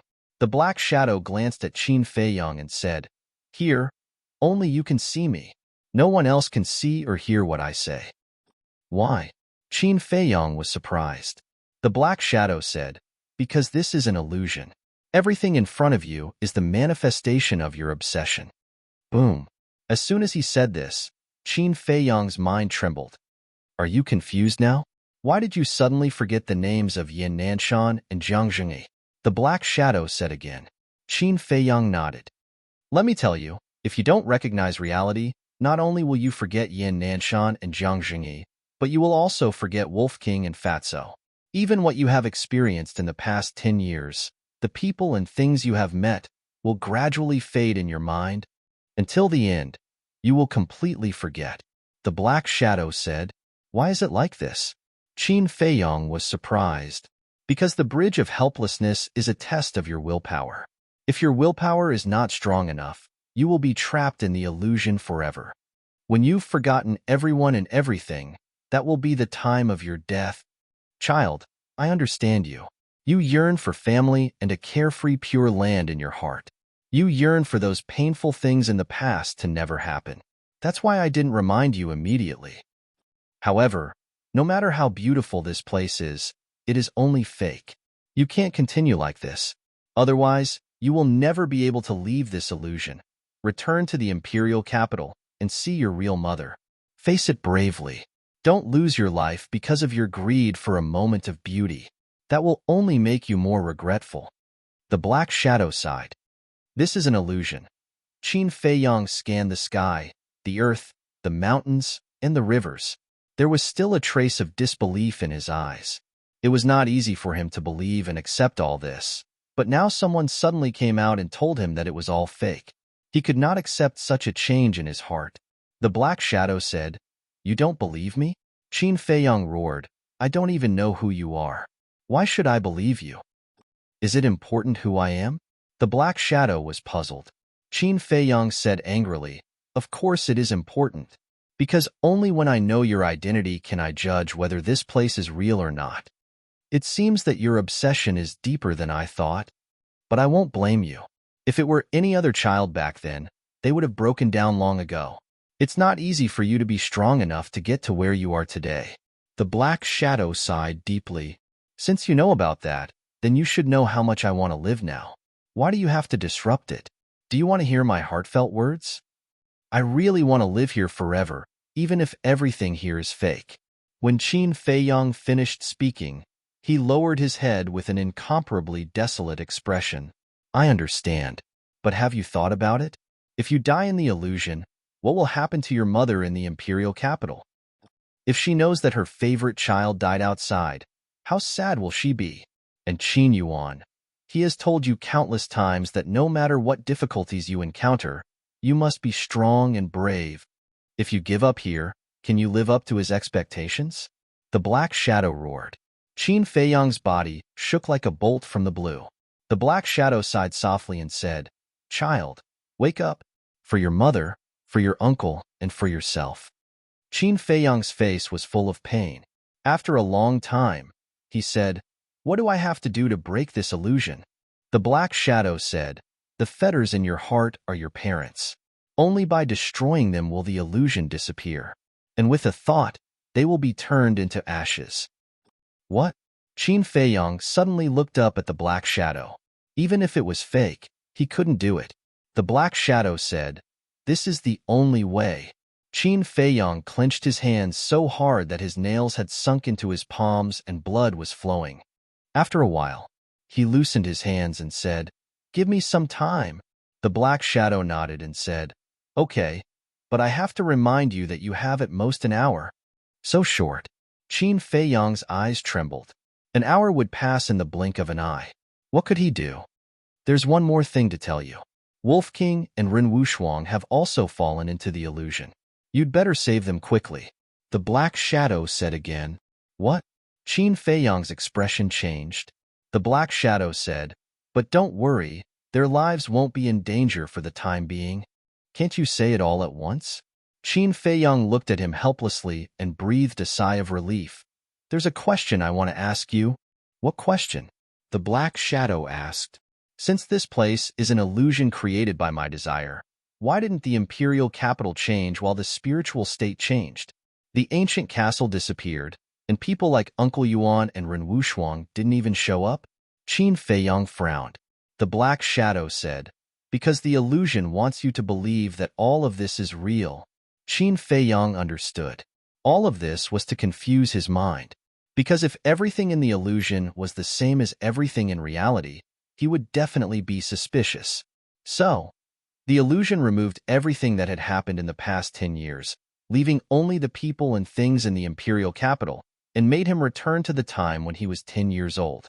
In this way, he would believe that all of this was real, and then he would continue to fall into the illusion until he was doomed eternally. What a terrifying illusion. Qin Feiyang couldn't help but feel a chill down his spine. He looked at the Black Shadow and said, one last question. Who are you? Why can you appear in my illusion? When the time is right, you will naturally know who I am. The Black Shadow said with a smile and instantly disappeared without a trace. The time is not right again. Qin Feiyang shook his head and smiled bitterly. He looked down at the ground below with a trace of disappointment in his eyes. Your Highness, what's wrong with you? What illusion? What illusion? What Uncle Yuan? Who the hell are you talking to? Qin Yi, on the other hand, was so anxious that he was about to explode. Qin Feiyang smiled and said, don't worry, I'm fine. Fine? Chapter 645. Soon after, Qin Zhong returned and landed in front of Qin Feiyang. He shook his head and said, Your Highness, the two people you want to inquire about don't exist. Qin Feiyang said, then forget it. Let's go back to the capital. In this short time, he had completely forgotten Yin Nanshan and Jiang Zhengyi. Even the memories of Luo Qingzhu and the others began to blur. He was worried that if he didn't return to the capital, everyone would forget him. Qin Zhong nodded and said, Okay, let's go to the state capital to find the transmission altar. No need. Qin Feiyang shook his head. Since everything here was transformed by his obsession, it was only a matter of thought to go where he wanted to go. Swish. His mind moved slightly. Sure enough, the scenery in front of him changed rapidly. The next moment, he and Qin Zhong appeared in the garden outside the bedroom. Qin Zhong and Qin Zhong were very surprised. What was going on? The two were about to ask Qin Feiyang how he did it. Qin Feiyang was the first to speak. Uncles, please help me call Mother and Imperial Father over. The two were slightly stunned and didn't understand. Go quickly. Qin Feiyang didn't explain, and there was a majesty in his tone that couldn't be disobeyed. Okay. The two nodded repeatedly, turned around and quickly flew away. Qin Feiyang stood alone in the garden, his eyes full of confusion. Although everything here was fake, he still wanted to do something for his parents before it ended. But what could he do in half an hour? Swish. But just as he was deep in thought, a black figure appeared in the sky above his head. This person's appearance was exactly the same as Qin Feiyang in the real world. Thick black hair draped over his shoulders, and a black robe set off his tall figure. Those dark eyes were like two bottomless pits, captivating the soul. But the difference was that this Qin Feiyang had a very strong hostility between his eyebrows. Moreover, as soon as this black-clothed Qin Feiyang appeared, time in this world seemed to stop. The stream stopped flowing. The flowers and plants no longer swayed. The palace maids and guards in the distance remained motionless. Everything stopped. He looked down at Qin Feiyang and said angrily, Everything here is what you wanted. Do you really want to destroy it? Qin Feiyang was shocked. He raised his head and looked at the black-clothed Qin Feiyang. His pupils shrank as he asked in surprise, Who are you? The black-clothed Qin Feiyang said, I am you and you are me. We are both Qin Feiyang. Qin Feiyang's eyes trembled, and he said, Impossible. There is only one Qin Feiyang, and that is me. The black-clothed Qin Feiyang sneered. Then tell me, why do I exist? How did he appear in your illusion? How would I know? Tell me, who are you? What's the purpose of impersonating me? Qin Feiyang said angrily. We are the same person. How can I impersonate you? And my appearance is to stop you from destroying this illusion, the black-clothed Qin Feiyang said. Why? Qin Feiyang frowned. Because he is your obsession and your inner demons. At this moment, the black shadow appeared again. Inner demons. Qin Feiyang's body trembled. He actually had inner demons? When a person's obsession is too deep, he will gradually produce inner demons. Before, the inner demons did not appear because he was not formed yet. Now, you have entered the illusion. Believe all this. The inner demons have finally met the opportunity and were successfully born. The black shadow explained. The black-clothed Qin Feiyang said angrily, You old thing, aren't you annoying? If it weren't for you running out again and again, he wouldn't have found out that all this was fake. The black shadow ignored him and looked at Qin Feiyang, saying, You need to defeat the inner demons by yourself. I can't help you. I can only give you a hint. Stick to your beliefs. The black-clothed Qin Feiyang roared, This is between me and him. Why do you care? Get out. I will leave even if you don't tell me. The black shadow glanced at the black-clothed Qin Feiyang indifferently, looked at the original Qin Feiyang and said, Remember my words. After that, the black shadow disappeared without a trace. Beliefs? Qin Feiyang muttered to himself, not understanding the meaning of this sentence.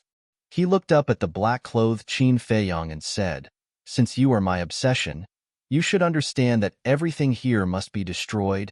With me here, you are delusional. The black-clothed Qin Feiyang sneered. Is that so? Qin Feiyang smiled coldly and said, You are just my inner demons. What ability do you have to stop me? Not only did the illusion have to be destroyed, but the inner demons also had to be eliminated. According to ancient records, the inner demons would not only affect a person's state of mind, but also affect their future cultivation. Even to a certain extent, they would kill the original consciousness and replace it. What it meant was, if the inner demons were allowed to grow, sooner or later, Qin Feiyang's consciousness would be erased by the inner demons, and then this body would be controlled by the inner demons. However, hearing Qin Feiyang's words, the inner demons not only did not panic, but also looked up to the sky and laughed. What are you laughing at?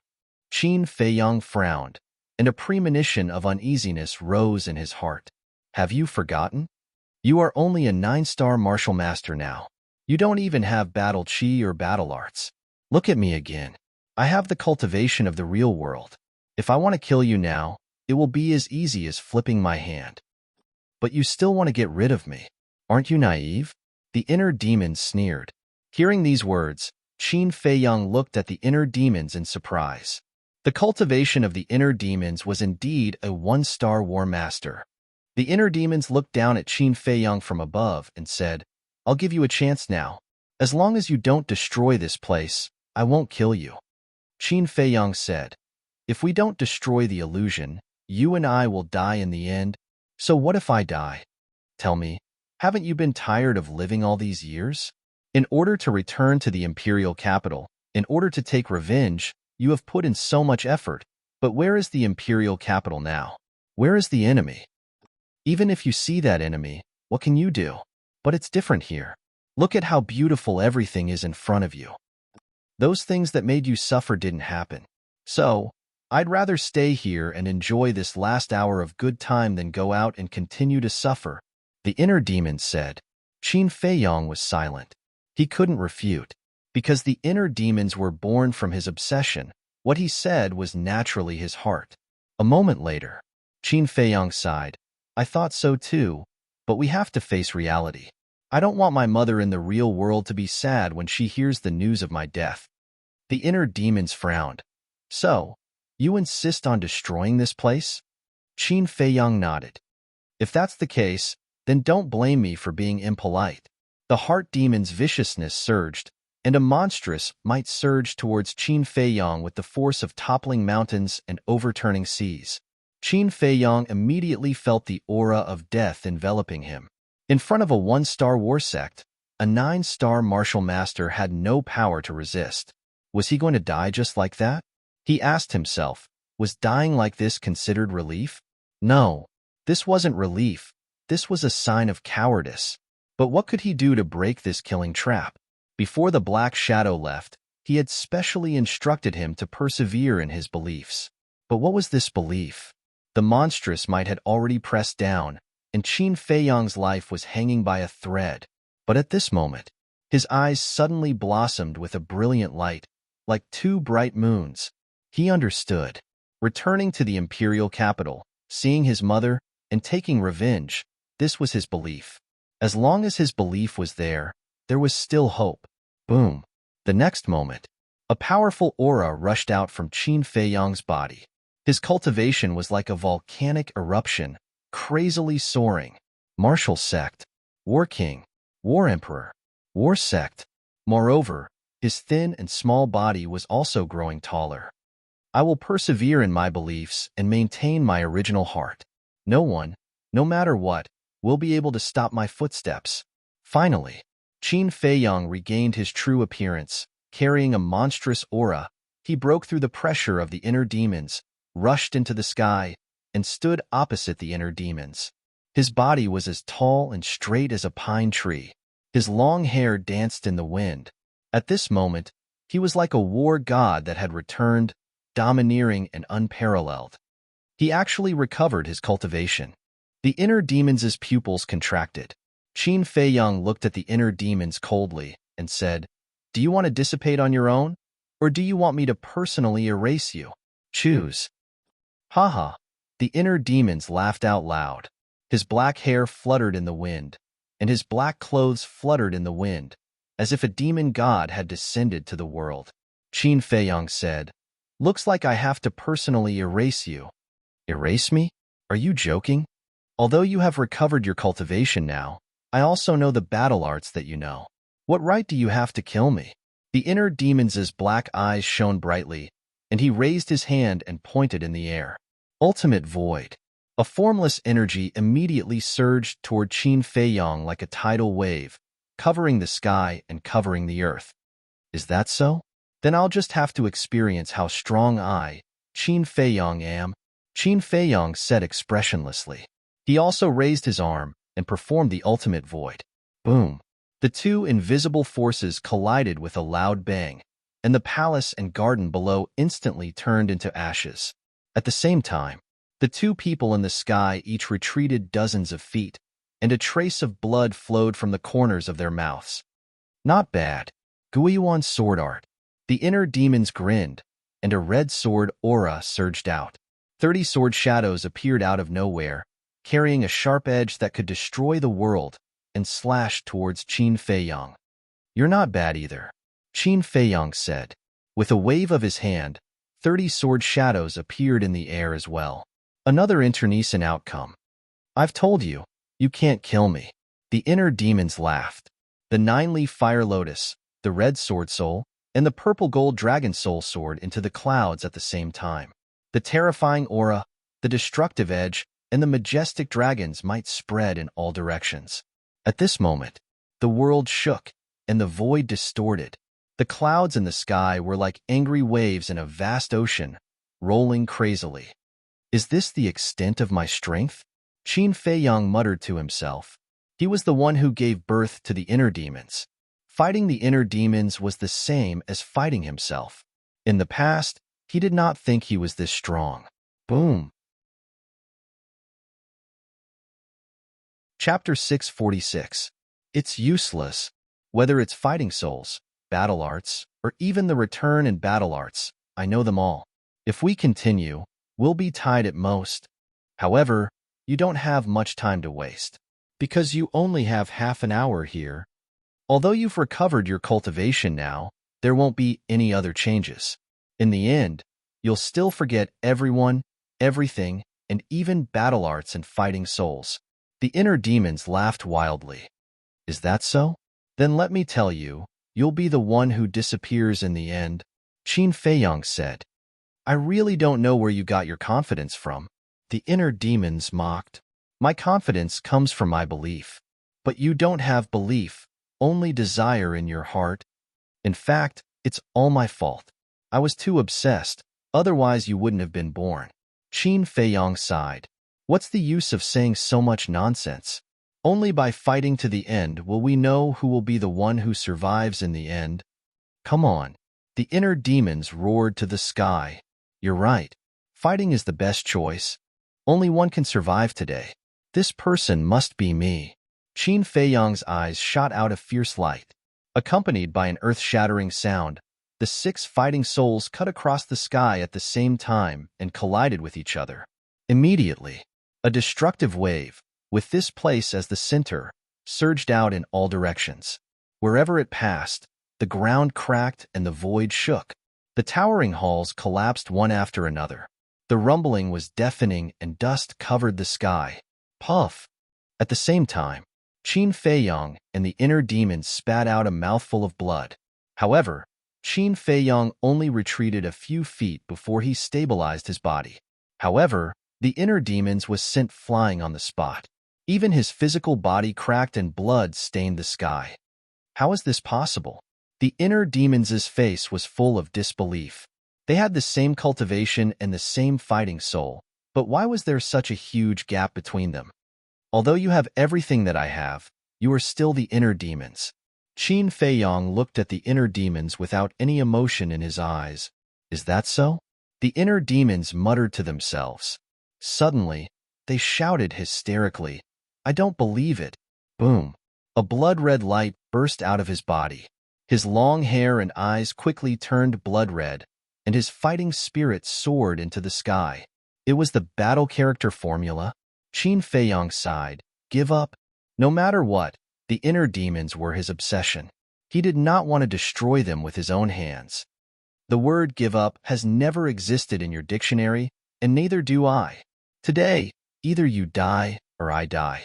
The inner demons rushed toward Qin Feiyong. All right, I'll fulfill your wish. Qin Feiyong nodded.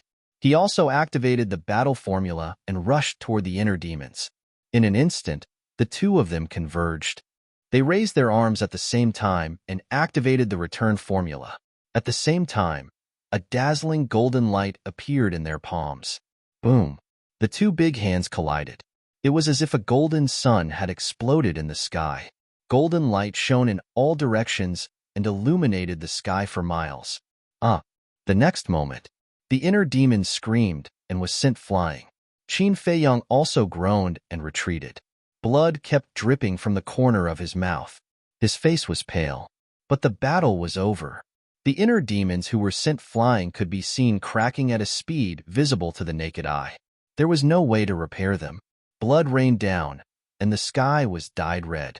When the inner demon stabilized his body, he looked at Qin Feiyong and said, I can't accept this. I know. Qin Feiyong nodded. But you're right. The inner demons are inner demons after all. They don't have the will and belief of the original body. But I don't regret it. I also hope that you don't regret it and continue to walk on bravely, the inner demon said. At this moment, he didn't have the slightest bit of hostility. There was even a smile on his bleeding face. No matter what setbacks I encounter in the future, I will face them with strength. I won't regret it. Qin Feiyong also smiled. I believe in you, and I also wish you well. The inner demon smiled brightly. His body disintegrated, and then quickly dissipated between heaven and earth. Thank you, Qin Feiyong whispered. He was very gratified to be able to say goodbye to the inner demons in such a way. At least it proved that his inner demons also had a kind side. As soon as the inner demons disappeared, the time in this world also began to move. Everything that was still also woke up. But Qin Feiyong's appearance didn't change anymore. He looked at the ruins below, in the familiar imperial palace. There wasn't much nostalgia in his eyes. Whoosh! Soon, two figures broke through the air and landed beside Qin Feiyong. Who are you? The two of them looked at Qin Feiyong in surprise. These two people were the Empress and the Emperor. Qin Feiyong looked up at the two of them and said with a smile, I'm your child. Child? The two of them looked at each other. Their eyes were full of suspicion. Did they have such a child?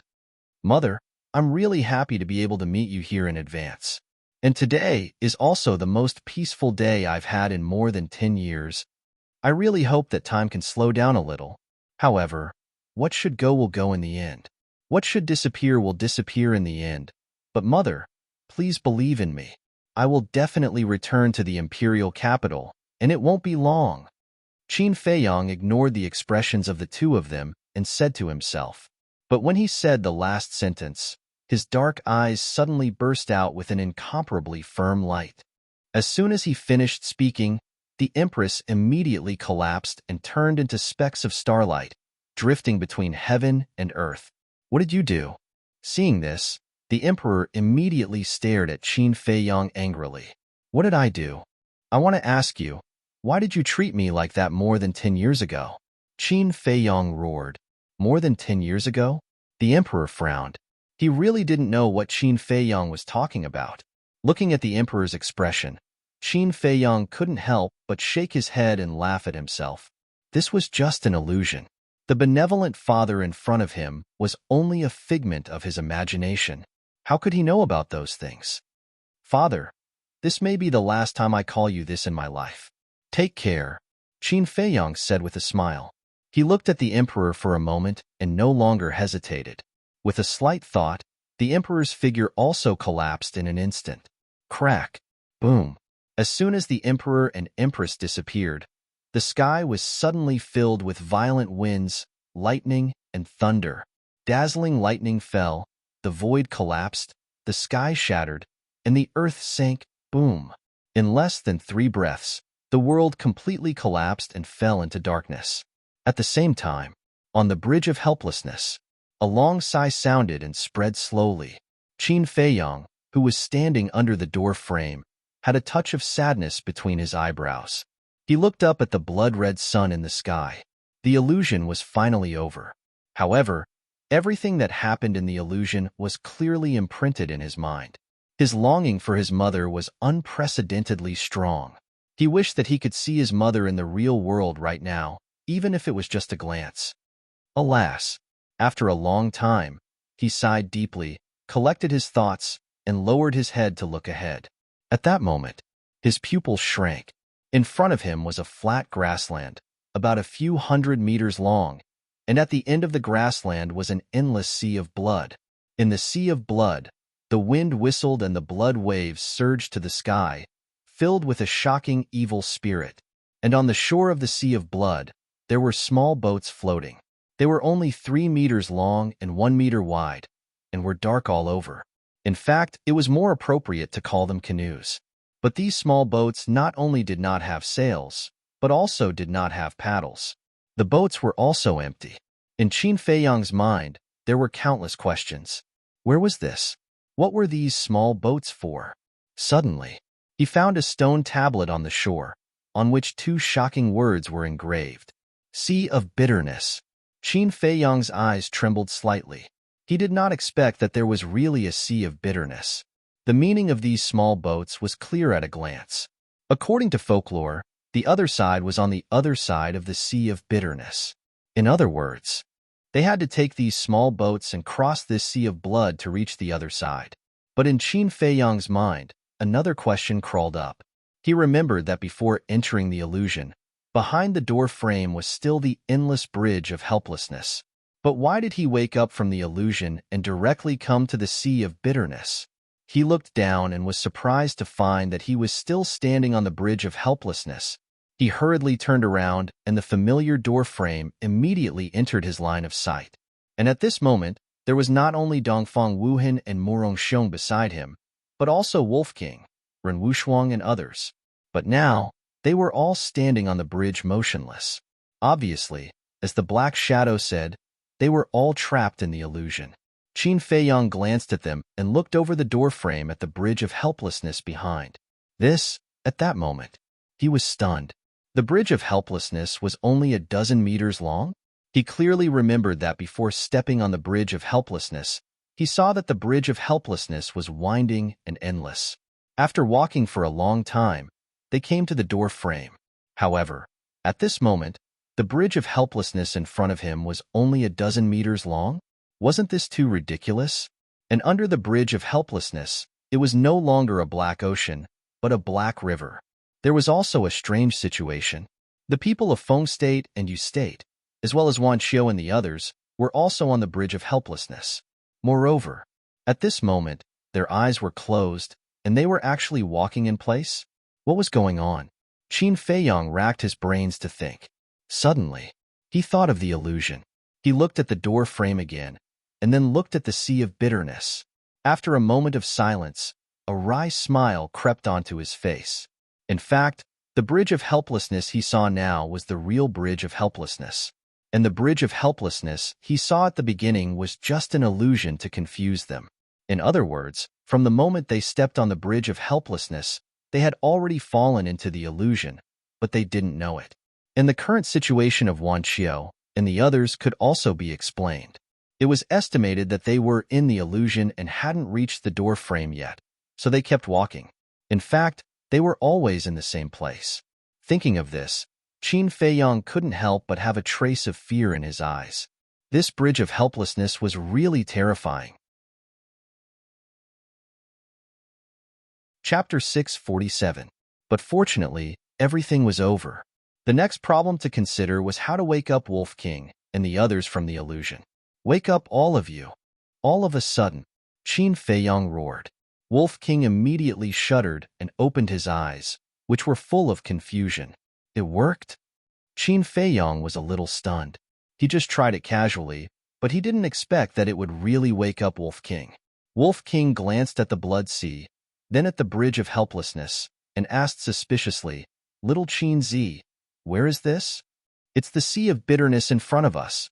Qin Feiyang briefly explained the situation. Wolf King nodded and said, "It turns out that what I saw before was just an illusion." He looked a little disappointed.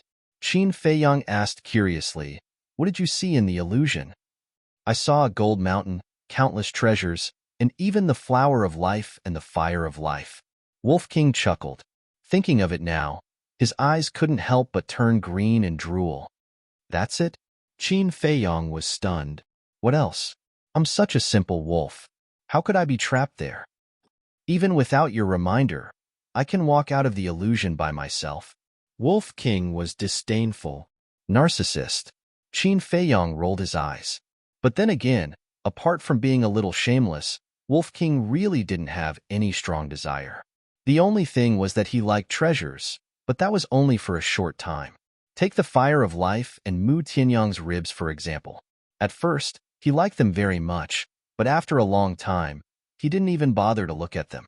It could be said that Wolf King's heart was actually purer than anyone else's.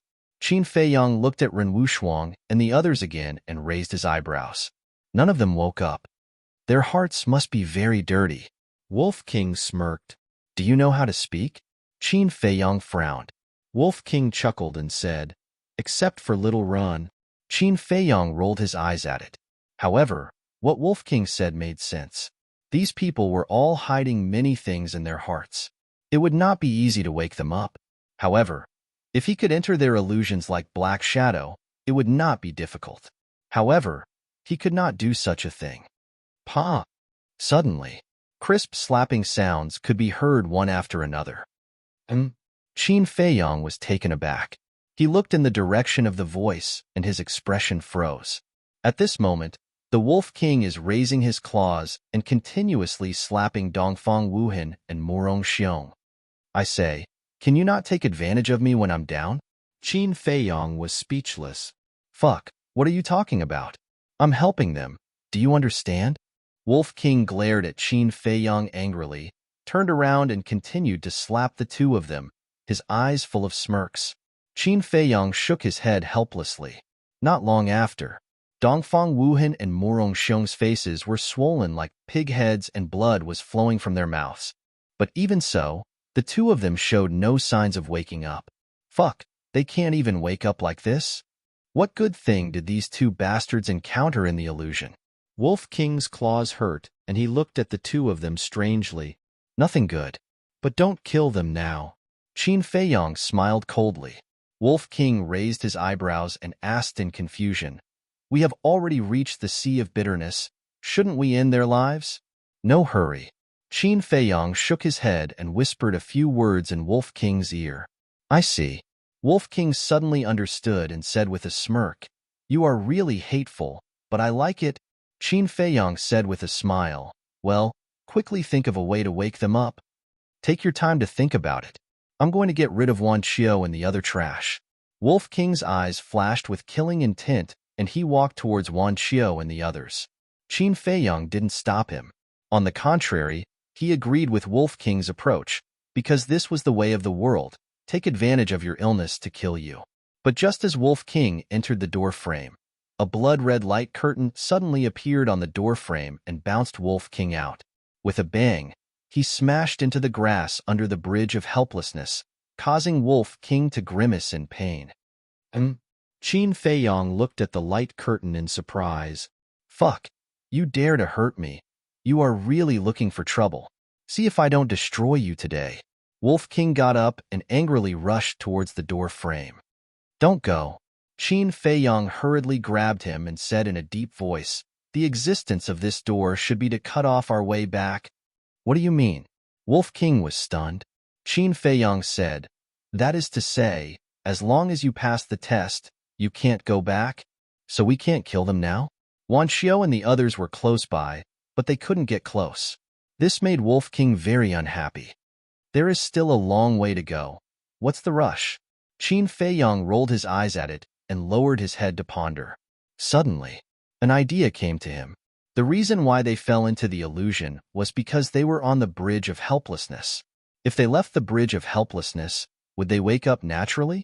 Thinking of this, he waved his hand and led Wolf King, Ren Wushuang, and the others into the castle. It worked.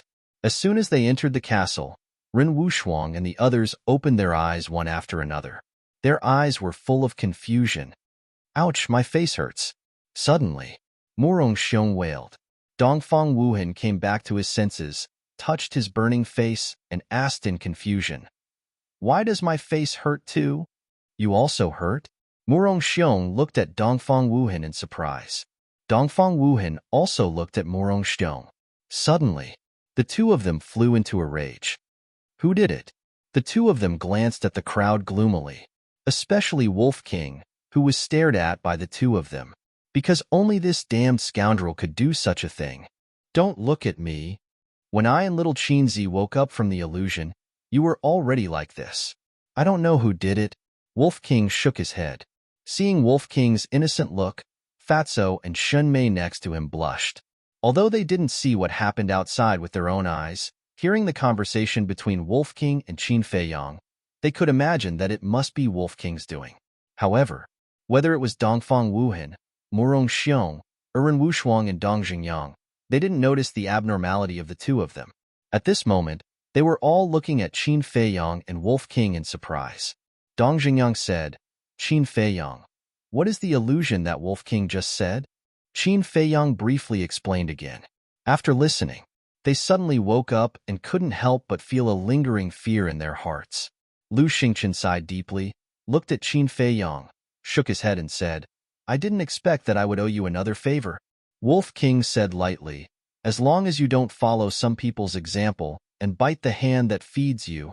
While speaking, he glanced at Dongfang Wuhan and Murong Xiong. Of course, Lu Xingchen said with a smile. On the other hand, Dongfang Wuhan and Murong Xiong's faces were extremely ugly. They dared to conclude that this face must be Wolf King's masterpiece. But even if they knew, what could they do? Wolf King's strength was obvious to all. Even if he rode on their heads and peed on them, they could only endure it. Well, we have passed the bridge of helplessness. Next is the sea of bitterness. I hope that everyone can unite and pass this last test. Qin Feiyang said. Hearing, everyone was refreshed. As long as they successfully passed the sea of bitterness and reached the other side, they could enter the sacred place they dreamed of, the capital. At this moment, there couldn't be any more trouble. Dong Jingyang said, I'll say it first. If anyone dares to play any tricks, I, Dong Jingyang, will never be merciful. That's right. After working so hard for so long, I'm only one step away. I don't want to regret it for the rest of my life. Shunlong's eyes were also incomparably sharp. Everyone nodded. In fact, these words were purely for Dongfang Wuhan and Murong Xiong, because among all the people present, these two were the only ones who were not honest. Qin Feiyang glanced at everyone and said, I have one more thing to add. Everyone looked at him. Before we set off, Commander Wang Hong said that only the first 50 people who reached the other side could enter the capital. And now, except for Wan Xiu and others, people from other provinces may be ahead of us. So, if we encounter trouble in the Sea of Bitterness in the future, we should try our best to avoid it and try to catch up with them. Qin Feiyang said. The 9 provinces were Ling Province, Yun Province, Kong Province, Yu Province, He Province, Feng Province, Yu Province, Kuan Province, and Changzhou. Wanqiu of Yu Province, Feng Wuxi of Kong Province, and the people of Feng Province and Yu Province could be ignored for the time being, because they were still on the bridge of helplessness, and everyone knew how many people there were in Yun Province and He Province. After Pan Wuyan's death, only Mo Wuxian, Yin Tianfeng, Pei Sanshi, and Lu Yunfeng were left in Yun Province. Tan Wu was left in He Province. But they had never met in Kuan Province and Changzhou. So many people didn't know. What if the people of the 2 provinces added up to more than 50? Then even if they reached the other side, they wouldn't be qualified to enter the capital. So, they had to race against time now. Lu Xingqian and the others naturally understood this logic. After Qin Feiyang finished speaking, they all nodded in agreement. Qin Feiyang didn't hesitate and led everyone to appear on the bridge of helplessness again. He didn't pay attention to Wan Xiu and the others and immediately walked down the bridge of helplessness and rushed towards the Sea of Bitterness. Standing by the sea and looking at the endless sea of blood, the group's expression was particularly heavy. Dong Zhengyang said worriedly, I wonder what danger is hidden in the Sea of Bitterness? Lu Xingqian said, no matter what danger there is, we must move forward. Ren Wushuang frowned slightly and looked at the stone tablet with the words, Sea of Bitterness, engraved on it. Her gaze focused and she said, look, there are some small words on the stone tablet. The group walked closer and took a look. There were indeed rows of small words, but the content was hair-raising. First, entering the Sea of Bitterness, there was no turning back. Once they turned back, they would immediately explode and die. They couldn't even turn back to look. Second, each canoe could only carry 1 person. If there was 1 more person, the canoe would immediately sink into the Sea of Bitterness. Third, once the canoe entered the Sea of Bitterness, it couldn't return, or it would sink into the sea. Fourth, the water in the Sea of Bitterness had a terrifying ability. It could wipe out the consciousness of living beings. The content clearly stated that if one fell into the Sea of Bitterness, they would lose their mind after 3 breaths and become an emotionless blood puppet. Jiang Wei swallowed and said in a low voice, do you think there are such blood puppets in the Sea of Bitterness? There must be. Chapter 648. Qin Feiyang's words were not without basis. The 9 regions' Great War would be held every 10 years.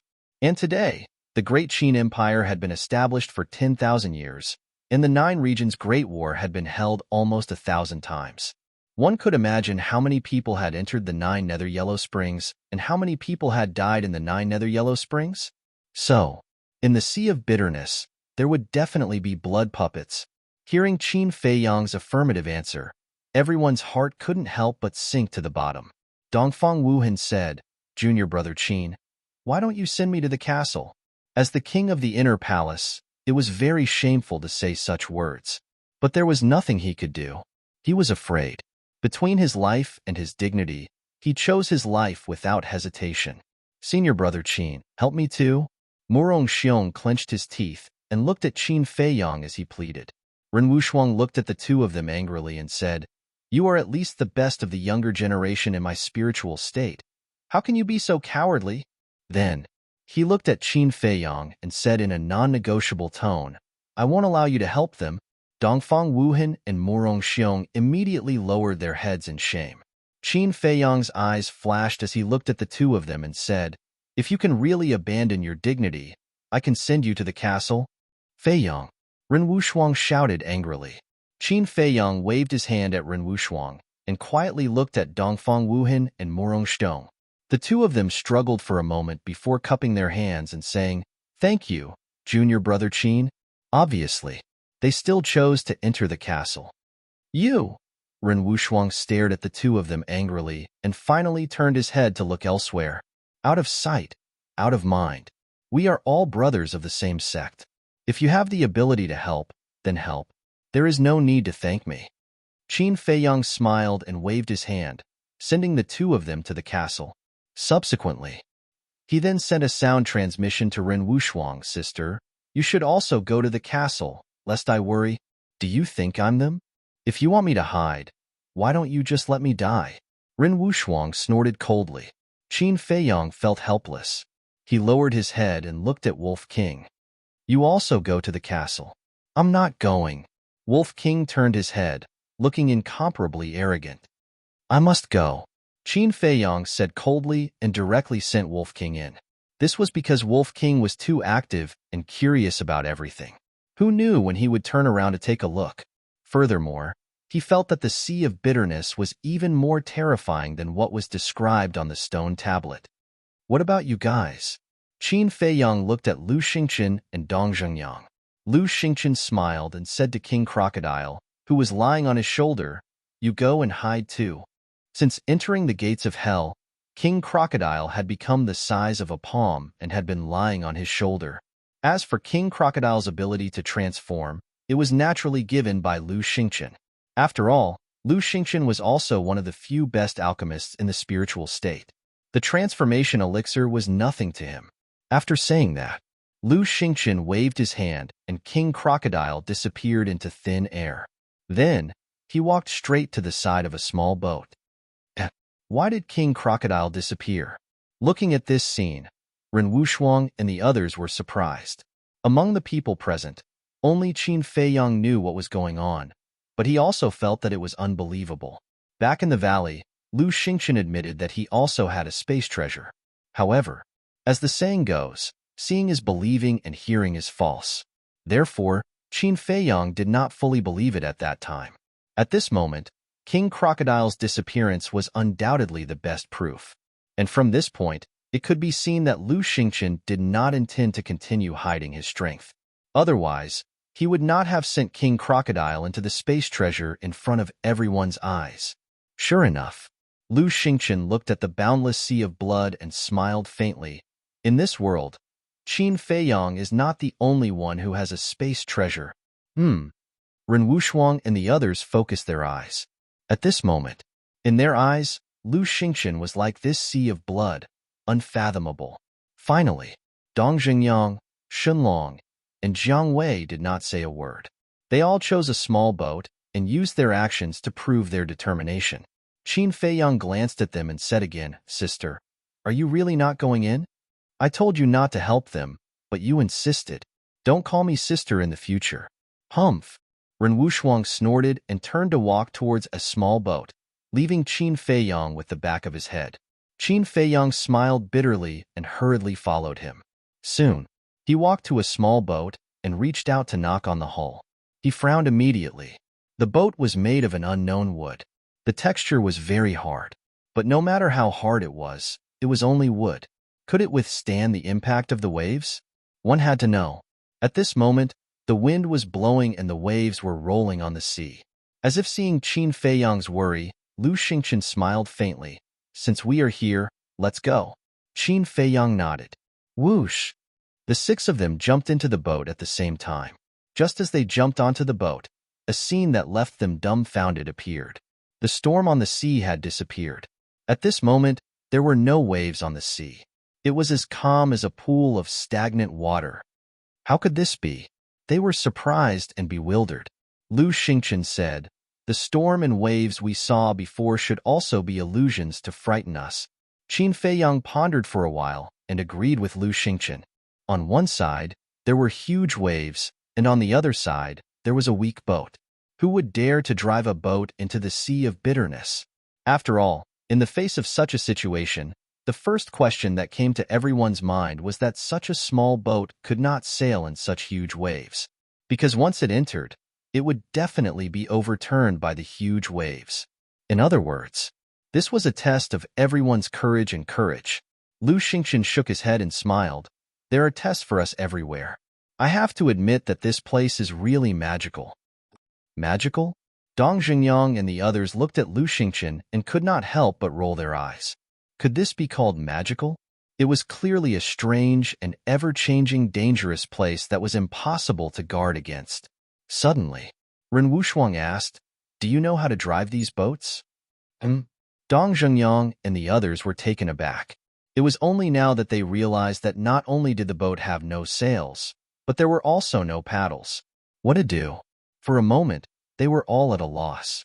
Lu Xingqian lowered his head and looked at the boat for a moment. Suddenly, his eyes lit up and he said with a smile, "I know how to drive it." They all looked at Lu Xingqian, including Qin Feiyang.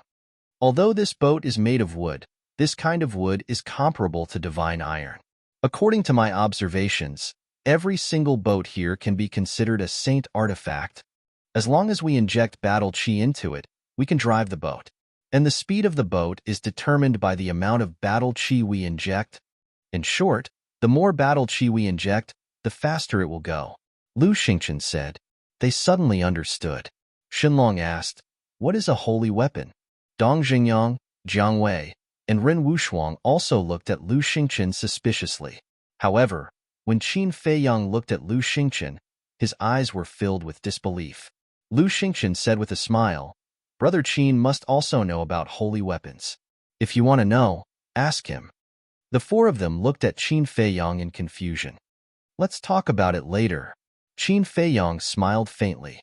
A wisp of red sword qi emerged and injected into the boat. Splash! The boat immediately moved forward slowly, and circles of ripples appeared on the sea. Really? Qin Feiyang was a little surprised. He couldn't help but look at Lu Xingqian again and shouted, "Remember, don't look back. Let's go." At that moment, Lu Xingqian and the others mobilized the battle qi in their sea of qi and drove the boat, following Qin Feiyang into the depths of the blood sea. From beginning to end, the six people's boats were all moving side by side, and they were all controlled at the same speed. In this way, if something happened to someone, the others could think of a way to rescue them in time. Although they couldn't look back in the sea of bitterness, they could still turn their heads to look to the left and right. Soon, the six boats entered the deep sea, and the journey was calm. The six people's nervous moods also slowly eased. Qin Feiyang glanced at Ren Wushuang and the others, and secretly transmitted a message to Lu Xingqian. "How do you know about holy weapons? Don't tell me you saw it in an ancient book. I don't believe this nonsense." Lu Xingqian secretly laughed. "Holy weapons are not a secret in the capital. It's not strange that I know." "What do you mean? Are you also from the capital?" Qin Feiyang was surprised. Lu Xingqian was silent for a moment and said with a faint smile, Kind of? Qin Feiyang raised his eyebrows. Yes was yes, no was no. What did he mean by kind of? This was too ambiguous. "Feiyang, there's a problem with my boat. Wait for me." Suddenly, Ren Wushuang's voice sounded from behind. Qin Feiyang was shocked and instinctively turned his head to look, but suddenly remembered that he couldn't turn his head back, so he hurriedly turned his head back. What was going on? He looked to the left with a look of surprise. Because Ren Wushuang's boat was on his left, next to him. In the end, he found that there was no problem with Ren Wushuang's boat, and it was still moving side by side with everyone. Moreover, at this moment, Ren Wushuang was also looking ahead, concentrating on steering the boat. But who was the one who made the sound from behind? Sensing Qin Feiyang's gaze, Ren Wushuang turned his head to look at him and asked in confusion, "Why are you looking at me?" Qin Feiyang transmitted, "Did you call me just now?" "Call you? I haven't spoken from the beginning to the end. When did I call you?" "You're out of your mind." Ren Wushuang rolled his eyes at him and directly turned his head to look forward, ignoring Qin Feiyang. She was still angry. "You didn't call me?" Qin Feiyang frowned. But Ren Wushuang, who had just turned his head, suddenly trembled and slowly turned his head to the back. Seeing this, Qin Feiyang's face changed, and he shouted, "What are you doing? Turn back." Immediately, Ren Wushuang quivered and quickly turned his head back, his eyes full of surprise. At the same time, Qin Feiyang's shout also alarmed Lu Xingqian and the others. "What's going on? Wushuang, do you want to die?" They all looked at her in shock and anger. "I just heard my father's voice. He said he was behind us and told me to wait for him. He's not dead. He's still alive. Ren Wuxuang looked at them and became more and more excited. What? Uncle Ren is not dead? Chapter 649. As people who grew up in the capital, they naturally knew Renduxing and knew about Renduxing's deeds. But wasn't Renduxing dead? How could he be in the underworld? Xingqian, Uncle Ren's boat is about to sink. Help Uncle Ren. Zhengyang, Uncle Ren's boat is about to sink. Help Uncle Ren. Suddenly, a voice came from behind and entered the ears of Lu Xingqian and Dong Xingyang. The two of them were slightly stunned and immediately overjoyed. Renduxing was really behind. But then, their faces suddenly changed. The boat was about to sink? How could this be? They must help Renduxing. The two of them immediately turned their heads and looked behind them. The prompt on the stone tablet was completely thrown to the back of their minds at this time. Back to Qin Feiyang. Hearing Ren Wuxuang's words, he lowered his head and fell into deep thought. Lu Xingqian and the others didn't know, but he knew very well that Renduxing couldn't leave the ruins and couldn't appear here at all. But why would Ren Wuxuang hear Renduxing's voice? The most important thing was that if Renduxing was really behind them, he should have heard it too. But just now, he didn't hear Renduxing's voice at all. In addition, the voice of Ren Wuxuang he heard at the beginning was also strange. What was going on? Could it be? Suddenly, Qin Feiyang seemed to have thought of something and his eyes suddenly trembled. He looked up at the crowd and happened to see Dong Xingyang and Lu Xingqian who were turning their heads. Immediately, Qin Feiyang's face changed and he shouted, "This is an illusion. Don't look back." Boom. As soon as these words came out, Lu Xingqian and Dong Zhengyang were like a bolt from the blue. Their bodies and minds trembled, and they hurriedly turned their heads. Cold sweat broke out all over their bodies. If it weren't for Qin Feiyang's timely reminder, they would have already turned around. Earlier, I also heard Ren Wuxuang calling me from behind. However, when I asked her, she told me that she wasn't calling me. After that, Ren Wuxuang immediately heard her father calling her. But as far as I know, Renduxing is not here at all. So, I'm sure that the voices we heard were illusions. Qin Feiyang said in a deep voice. Lu Xingqian frowned and nodded. That seems to be the case. I also heard Uncle Ren's voice just now. He said that the ship is about to sink and asked me to help him. Dong Xingyang said. I heard it too, and I said exactly the same thing. That's right. The sea of misery can make us hallucinate. Its goal is to lure us back and make us explode. Remember, no matter what you hear, don't turn around. If you can't control yourself, slap yourself, Qin Feiyang warned with a serious face. Pain can keep people awake. Understood. Dong Xingyang and the other three nodded. It's just an illusion. But hearing these words, Ren Wuxuang muttered to herself, her face full of disappointment. Qin Feiyang glanced at her. He wanted to comfort her, but he didn't know how to do so. Suddenly, Ren Wuxuang looked at Qin Feiyang and said, How can you be so sure that my father is not here? Qin Feiyang was stunned and secretly scolded himself for being stupid. He accidentally let it slip. Ren Wuxuang said, Don't try to lie to me. Tell me honestly, do you know something? Hearing this, Lu Xingqian and the other three also looked at Qin Feiyang in surprise. Qin Feiyang pondered for a moment and nodded.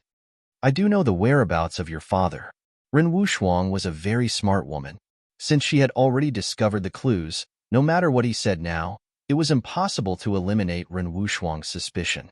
So, it was better to simply admit it. Ren Wuxuang's delicate body trembled, and her breathing quickened. Where is he? Tell me. He's really not dead?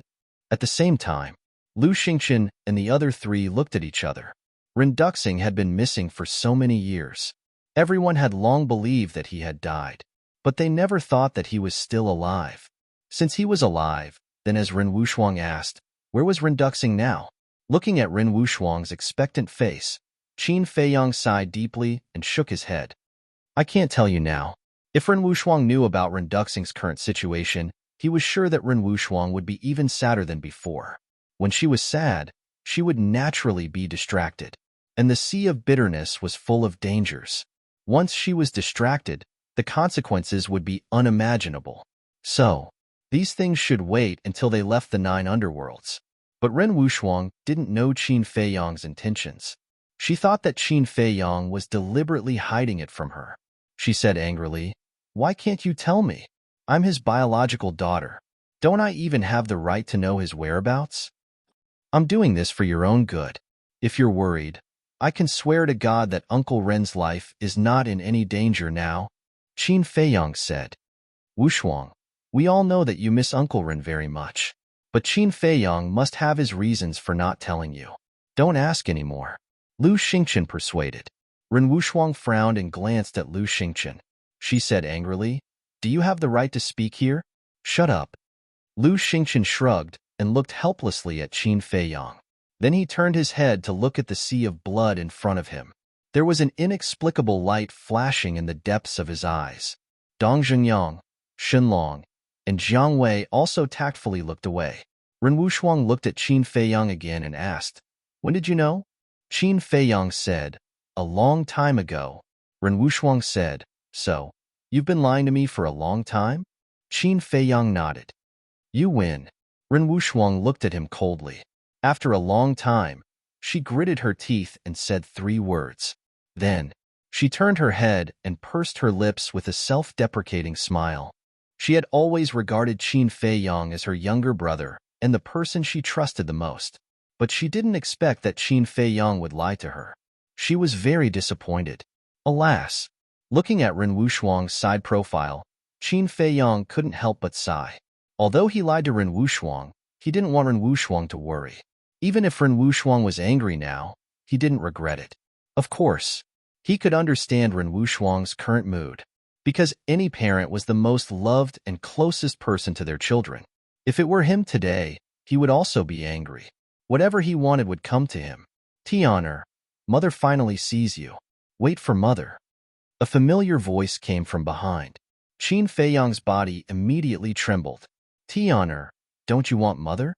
Don't you miss Mother? Look back and take a look at Mother." This voice was constantly transmitted into Qin Feiyang's ears with a sadness that couldn't be dissolved. "Mother." Qin Feiyang clenched his hands, and his eyes couldn't help turning red.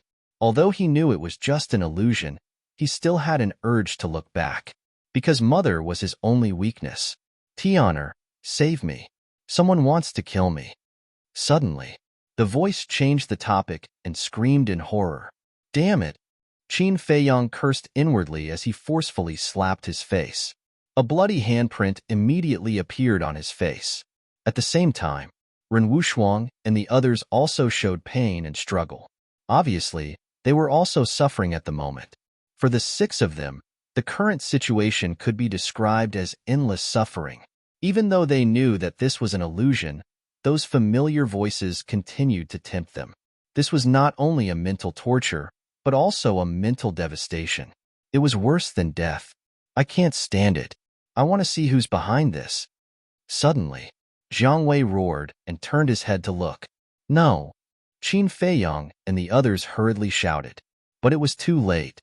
Jiang Wei had already completely turned his head away. But in his sight, there was no one, only an endless sea of blood. Shenlong shouted, "Jiang Wei, are you crazy? Turn back." "I'm not crazy. Am I not living well now? I think the words on the stone tablet are simply alarmist," Jiang Wei sneered. Qin Feiyang and the others were stunned. Looking at it carefully, Jiang Wei did not show any signs of exploding. Was the so-called no turning back really just to scare them? But at the next moment, Jiang Wei's body suddenly exploded. Flesh and blood splattered everywhere. In just an instant, Jiang Wei died, leaving only a scream echoing in the sky above the sea of blood, lingering for a long time. His body actually exploded and he died. Qin Feiyang and the others looked at this scene and were terrified to the extreme. "Don't look, turn back," Qin Feiyang roared. Lu Xingqian and the others trembled and hurriedly turned their heads to look ahead. "Damn bastard! If I have this ability, I will definitely make this sea of blood disappear," Shun Long roared. "Is that so? As long as you turn back now, I will grant you supreme combat power to avenge your companions." At that moment, An extremely seductive voice entered Shenlong's ears. Really? Shenlong asked instinctively and turned his head to look. Qin Feiyang and the others were still sad about Jiang Wei's death. At this moment, when they saw Shenlong turn his head to look behind, their faces suddenly changed. Shenlong, what are you doing? Ren Wushuang roared angrily. Shenlong suddenly quivered and hurriedly turned back. But it was too late. Ah! Accompanied by a scream, Shenlong's body also exploded and he died on the spot. Why did you turn back? Are you all idiots? Ren Wushuang scolded and couldn't help but burst into tears. Qin Feiyang, Lu Xingqian, and Dong Xingyang were also sad. Along the way, everyone had seen Shenlong and Jiang Wei's performance, especially when they first entered the death swamp and were surrounded by Mo Wuxian and the others. In order to help everyone, the two of them risked their lives. If Qin Feiyang hadn't saved them, they would have died at that time. It could be said that they were the ones who didn't deserve to die the most, but now they ended up without a corpse. Why were good people so short-lived? Yet, a selfish person like Yin Tianfeng could continue to live in this world? God was unfair. At the same time, Xin Mei, who was in the castle, was also sobbing. Lu Hong and Lin Yi comforted her by the side. Wolf King, Fatso, and the others also stood aside with a touch of sadness in their eyes. But there were two people who sneered in their hearts. These two people were Dongfang Wuhan and Murong Xiong. They had no sympathy for the death of Shenlong and Jiang Wei, because in their opinion, Shenlong and Jiang Wei asked for it. Now that they thought about it, they were smart. Although they lost their dignity, they could at least save their lives. Chapter 650. Suddenly, Fatso noticed Dongfang Wuhan's expression and said, "Brother Wolf, guess what they are thinking now?" Wolf King glanced at the two of them and sneered, "Do you still need to guess? They must be secretly happy in their hearts." If he didn't know Qin Feiyang's plan, he would have killed the two of them right now. Outside, a dead person was like a lamp going out. Shenlong and Jiang Wei's boat automatically left the team and turned around to float towards the starting point of the Sea of Bitterness. But where was the end of the Sea of Bitterness? Qin Feiyang and the other three looked at the sea in front of them, their faces full of hesitation. They didn't know what kind of danger was waiting for them ahead. They didn't even know if they could leave the Sea of Bitterness alive. Qin Feiyang took a deep breath, looked at Ren Wushuang and the other two, and said, "The dead can't come back to life. It's useless to be sad. Let's go." At that moment, the four of them poured battle chi into the boat without reservation. Crash! The four boats broke through the wind and waves, moving almost as fast as their flying speed, and swept towards the end of the sea like lightning. Time flew by. Half a month passed. The illusion had not disappeared, and all kinds of tempting voices were lingering in their ears all the time, tormenting them both physically and mentally. Especially at night, the tempting voices were full of tricks. Several times, the four of them almost turned around. It had only been half a month, but it felt as long as a few centuries. On this day, 3 boats floated in front of them, but there was no one in the boat. There was no doubt that the people on these 3 boats had also met with misfortune. This made Qin Feiyang and the other 3 even more vigilant. "Brother Qin, wait for us." Another 3 days passed. A very familiar voice sounded from behind. Qin Feiyang raised his eyebrows. The owner of this voice should be the valiant woman from Fengzhou, but he didn't know whether this was an illusion or not. He looked at Ren Wushuang and the other 2 and asked, "Did you hear that?" Yes. The 3 of them nodded. Although they heard it, no one dared to believe it easily, because even if the woman from Fengzhou was really behind them, they didn't dare to look back. If they didn't dare to look back, then they couldn't confirm whether it was true or false. This was the most painful thing for them. "Brother Qin, this is not an illusion. We are really behind you. Why don't you slow down and wait for us?" The woman from Fengzhou spoke again. Qin Feiyang and the other 3 looked at each other and hesitated. After pondering for a moment, Lu Xingqian said, "Let's just wait and see. If it really is them, it might not be a bad thing for us." Dong Xingyang nodded and said, "That's right. The bitter sea is full of dangers. One more person means one more helper. Moreover, the people from Feng Province and Yu Province are quite strong. The boat could only accommodate one person. It was also impossible to fly above the Sea of Bitterness. Therefore, he could no longer count on Wolf King, Fatso, and the others in the castle. If they encountered a crisis, they could only shoulder it themselves. After some discussion, the four of them slowed down and waited quietly. Voila! A short while later, the sound of surging waves could be heard from behind. In less than 10 breaths' time, 4 small boats appeared side by side beside Qin Feiyang's group. The 4 of them looked over. It was indeed the people from Feng Province and Yu Province. But why were there only 4 people? They remembered that when they met at the Bridge of Helplessness, there were a total of 13 people. The others are all dead. Only the 4 of us 3-star battle grandmasters survived. The blue-haired youth sighed. The valiant woman from Feng Province added, "The illusion of the Bridge of Helplessness and the Sea of Bitterness is too terrifying. It's impossible to guard against it." The other 2 ordinary-looking women also had melancholy on their faces. Seeing this, Qin Feiyang's group looked at each other. One had to know that the people who died in the 2 provinces were all 1-star and 2-star battle grandmasters. This kind of loss was really disastrous. The blue-haired youth suddenly asked, "Brother Qin, how many did you lose?" Qin Feiyang said, "We lost 2. They both died in the Sea of Bitterness." "Only 2? And they both died in the Sea of Bitterness?" So, on the Bridge of Helplessness, the spiritual state didn't lose a single person? The blue-haired youth and the other 3 were stunned. "What do you mean? We only lost 2. Does it make you feel very unbalanced?" Ren Wuxuang glared at the 4 of them. Shenlong and the other 2's deaths had always made her feel sad.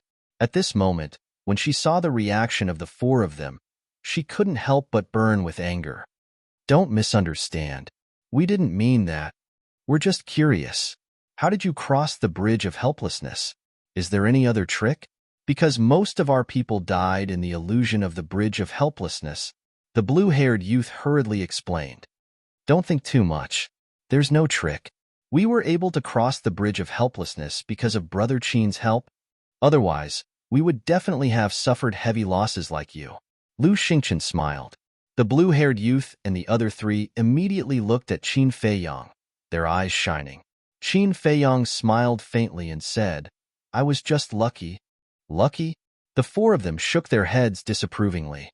The blue-haired youth sighed and said, "If we knew Brother Qin had such ability, we would have followed you shamelessly even if you didn't agree. We wouldn't have lost so many people now." "Brother Qin, everyone." The blue-haired youth glanced at Qin Feiyang, then looked at Ren Wuxuang and the other 2. He cupped his hands and said, "How about we form an alliance?" His face was full of sincerity. Qin Feiyang and the other 3 looked at each other and smiled. This was exactly what they wanted to say. "We can form an alliance, but how do we divide the benefits?" Qin Feiyang asked. "Benefits?"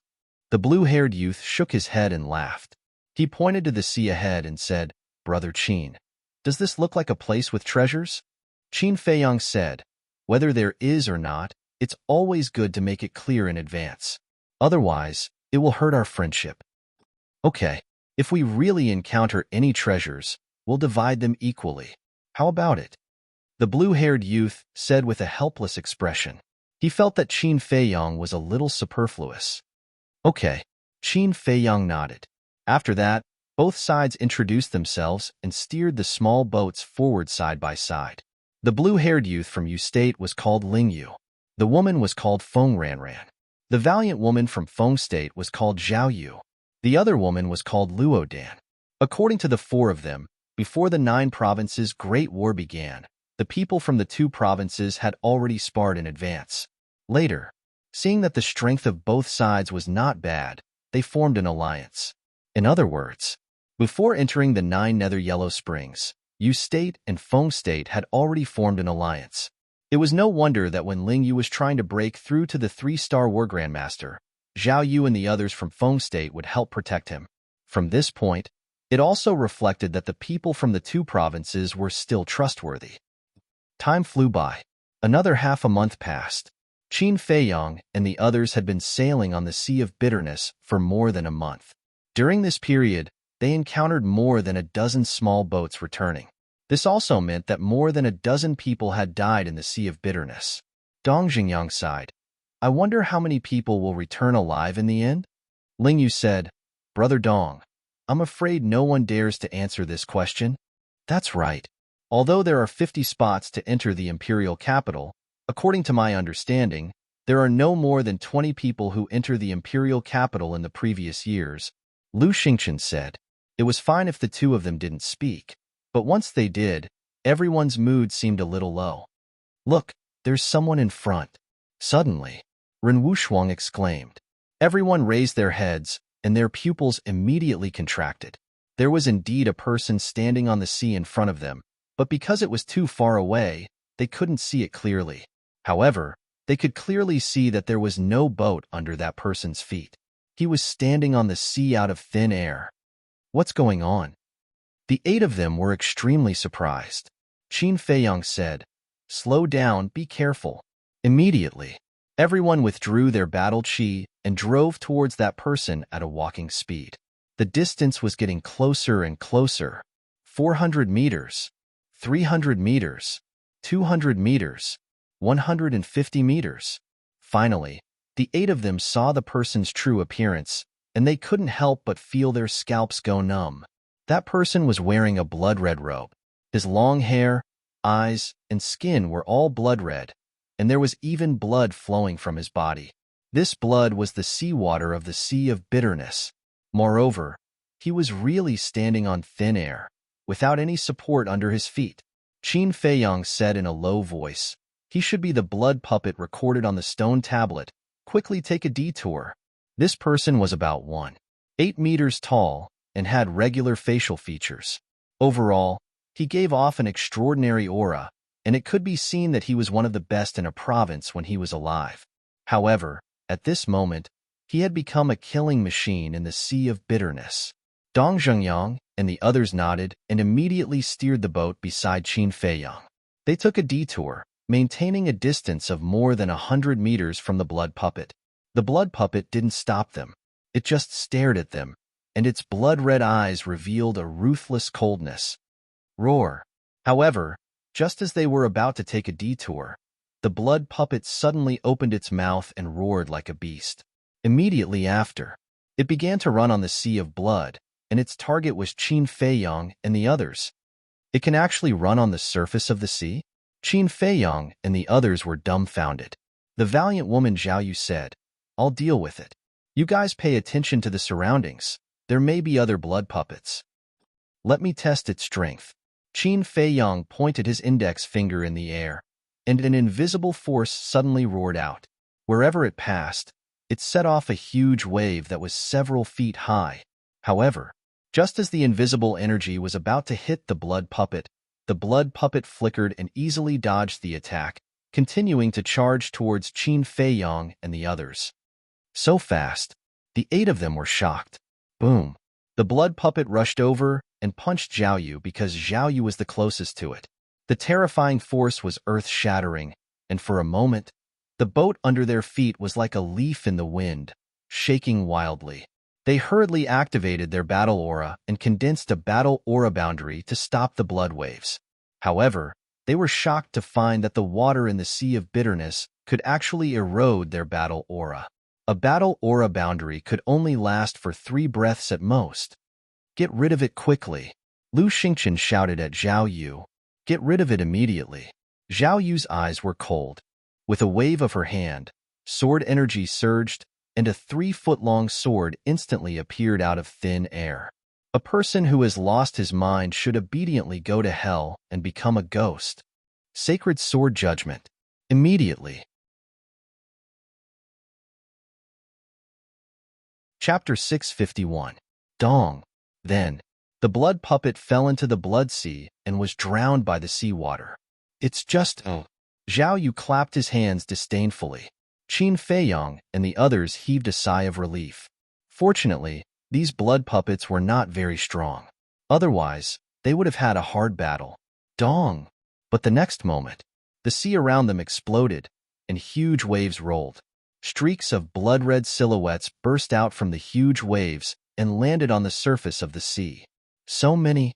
The 8 of them looked ahead and to their left and right. Their expressions were extremely ugly. There were 10 blood puppets in front of them. There were 5 blood puppets on each side. There were 20 of them in total. There were also blood puppets behind them, but they could not turn around, so there was no way to know how many there were behind them.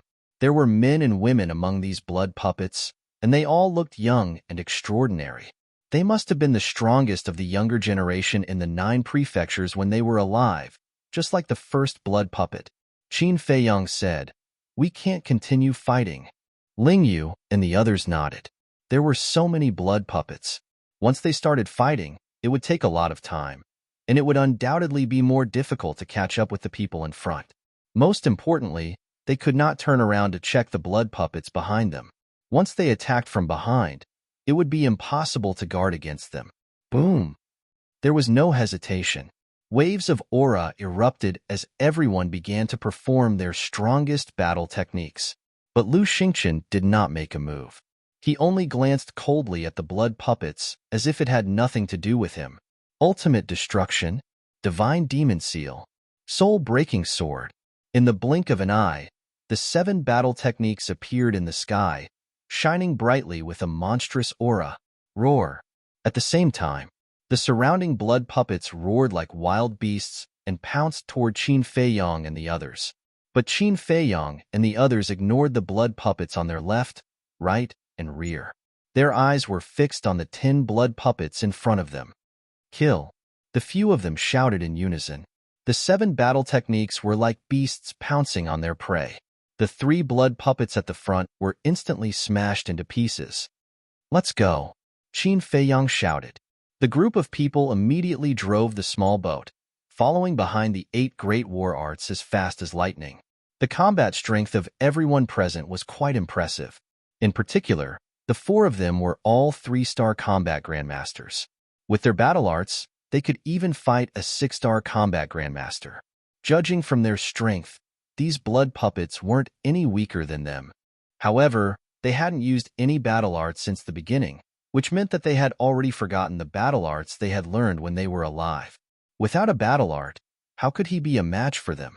Wherever the 7 great battle arts went, it could be said that they crushed everything in their path. In less than 3 breaths, the blood puppets in front of him were reduced to ashes. The 8 of them steered the small boat and fled without looking back. In fact, they also wanted to turn around and take a look because they could feel that the blood puppets were chasing after them. However, they did not have the guts to do so.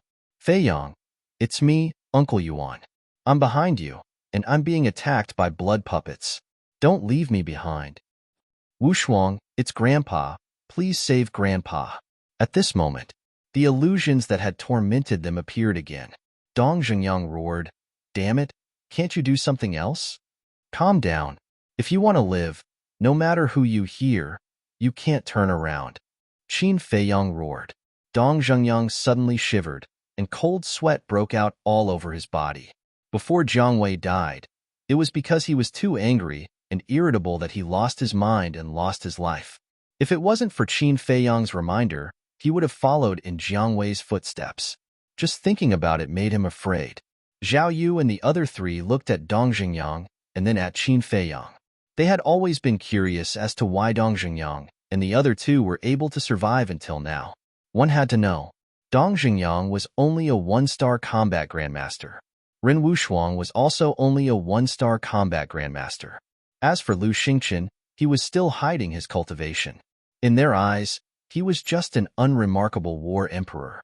How could these 3 people reach the sea of bitterness? It turned out that it was because Qin Feiyang was constantly reminding them. In other words, although on the surface, Ren Wushuang was the captain, Qin Feiyang was the real core. At the same time, a few miles in front of Qin Feiyang and the others, crash. On the surface of the sea, the waves were turbulent. More than 20 small boats flew past. Behind them, there was also a group of blood puppets. Among these people, there were a few familiar faces to Qin Feiyang. One of them was Tan Wu. The others were Mo Wuxian, Yin Tianfeng, Pei Sancher, and Lu Yunfeng. The others had the words Kuan and Chang embroidered on their chests. They were obviously from Kuan Prefecture and Changzhou. And among the people from these two prefectures, there were two people who were particularly eye-catching. They were two young men. They looked to be around 25 or 26 years old. One of them had a head of golden hair, while the other had a head of long green hair. Both of them were tall and straight, and their temperaments were extraordinary. Although these blood puppets are strong, they have all forgotten their battle techniques and are no threat to us. As long as there are no other changes, we will definitely be the first to reach the other side. The golden-haired man stood at the head of the bridge with a confident smile on his face. Of course. As long as we join forces, what can stop us in the 9 nether yellow springs? The green-haired youth said proudly.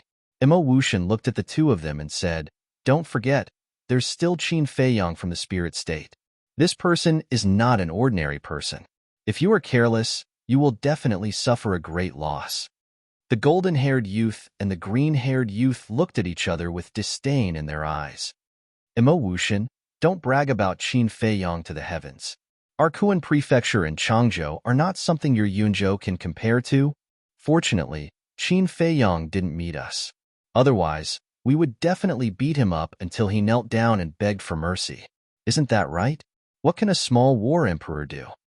Even if he broke through to the war master level, in our eyes, he is just a trash with an undeserved reputation. The people from Kuan Prefecture and Changzhou all sneered. Imo Wushan frowned slightly, as if he was unhappy with the arrogance of these people. However, a smile appeared on his face and he said, Yes, no matter how strong Qin Feiyang is, how can he be compared to you? The golden-haired youth smiled and said, That's right. Since we have formed an alliance, let's not talk about others and destroy our own. Yes, it's my fault. Imo Wushan nodded, but a light flashed in the depths of his eyes. He smiled and said, Since we have formed an alliance, shouldn't you guys help me, your ally? Of course we should help. Although your strength is not that great, you are still the direct disciple of the Yunzhou Prefecture Master. Even if you don't give face to the monk, you still have to give face to the Buddha, right? Tell us, what do you want us to help you with? The golden-haired youth laughed with a hint of contempt in his words. I'll let you be proud first. Imo Wushan sneered secretly and said, Qin Feiyang killed my brother when he entered Yunzhou. This time, I must let him die in the 9 nether underworld and avenge my brother. That's simple. As long as we reach the other side first, even if he doesn't die in the sea of bitterness, I won't allow him to set foot on the other side, the golden-haired youth said. The green-haired youth smiled and said, I also want to meet this Qin Feiyang. I want to see if his reputation is undeserved. Or does he deserve it? Imo Wushan cupped his hands and said with a smile, Then I'll thank the two of you first. The two of them smiled and ignored Imo Wushan. At the same time, Tanwu looked at the three of them with a hint of mockery in his eyes. He had personally experienced Qin Feiyang's means. He was simply a fiend. It was already good enough that he didn't come looking for trouble, but he actually took the initiative to provoke him. He really didn't know what to do. However, he couldn't be bothered to remind them. On the one hand, these people might not listen even if he reminded them. On the other hand, he was also very happy to see these insensible people fall. Look, what's that over there? Suddenly, a cry of surprise sounded. Tanwu looked up suspiciously, and his eyes were immediately filled with bewilderment. At the end of the left front, there was a blurry outline. That outline was huge and towered into the clouds. Moreover, one could sense a majestic aura from afar. The golden-haired youth shouted, Go over and take a look. More than 20 small boats immediately changed direction and swept towards the left front. As they got closer, the outline became clearer. More than 10 breaths later, everyone finally saw the outline's true appearance. It was actually a stone staircase. The stone staircase was blood-red and slanted upwards. Every step was neat as one, like a staircase to heaven that reached the clouds. But the strange thing was that there was no support at the bottom of the stone staircase, giving people the feeling that it was floating on the sea. However, beside the stone staircase, there was a huge stone tablet floating on the sea. This stone tablet was more than 100 meters tall and was also blood-red, as if it was cast from fresh blood and suffused with an icy luster. And when the people present looked at the stone tablet, Ecstasy immediately appeared on their faces, because there were two big words engraved on the stone tablet. Paramitha. Like iron hooks and silver strokes, it emitted a terrifying aura that made one's heart palpitate. This is the Paramitha. Finally, we've finally reached the Paramitha. After a moment of silence, everyone cheered. As long as they climbed that stone staircase, they would obtain the qualifications to enter the imperial capital. The imperial capital. In the eyes of all the living beings in the 9 prefectures, that was the holy capital that they all dreamed of going to. Hurry! Everyone drove the small boats and crazily rushed towards the stone staircase. At the same time, on the distant sea, 8 small boats sped over. It was Qin Feiyong and the others. Although they were several kilometers away from Tan Wu and the others, they had been driving the small boats at full speed all along the way in order to avoid the blood puppets' pursuit. And the small boats' current moving speed was comparable to their flying speed. Thus, the distance of a few kilometers was nothing to him. And at this moment, they also saw the outline of the Paramitha. But like Tan Wu and the others, they did not know what it was at first. Therefore, they were exceptionally careful at this moment. Damn! So many blood puppets. As the distance continued to shrink, they could clearly see the group of blood puppets that were chasing Tan Wu and the others, and their expressions could not help but change. Ling Yu hurriedly said, "Quickly take a detour. Don't bump into them." Chapter 652. Don't take a detour. Qin Feiyong shook his head. Why? Ling Yu looked at him in confusion. Qin Feiyong said, "Then answer me first. What are those blood puppets chasing?" Ling Yu frowned. "Do you still need to ask? Of course they're chasing someone." "That's right. The people from Hezhou, Kuren, Changzhou, and Yunzhou are all ahead of us. Therefore, the people that the blood puppets are chasing are definitely them.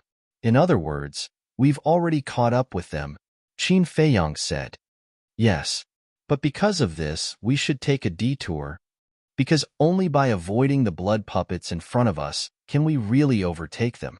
Ling Yu said, "You're right, but you ignored the direction those blood puppets are going. See, they're all going for that silhouette, and these blood puppets are chasing Imo Wushan and the others. If they went there, Imo Wushan and the others must have gone there too. I'm guessing that the real body of that silhouette is definitely not ordinary." Qin Feiyong's eyes flashed. Ling Yu's pupils shrank. He looked up at the silhouette, and his face was full of surprise. Zhao Yu glanced at Qin Feiyong and said, "Ling Yu, we'll do as Brother Qin says." Ling Yu nodded and looked at Qin Feiyong. "Brother Qin, please give us your orders."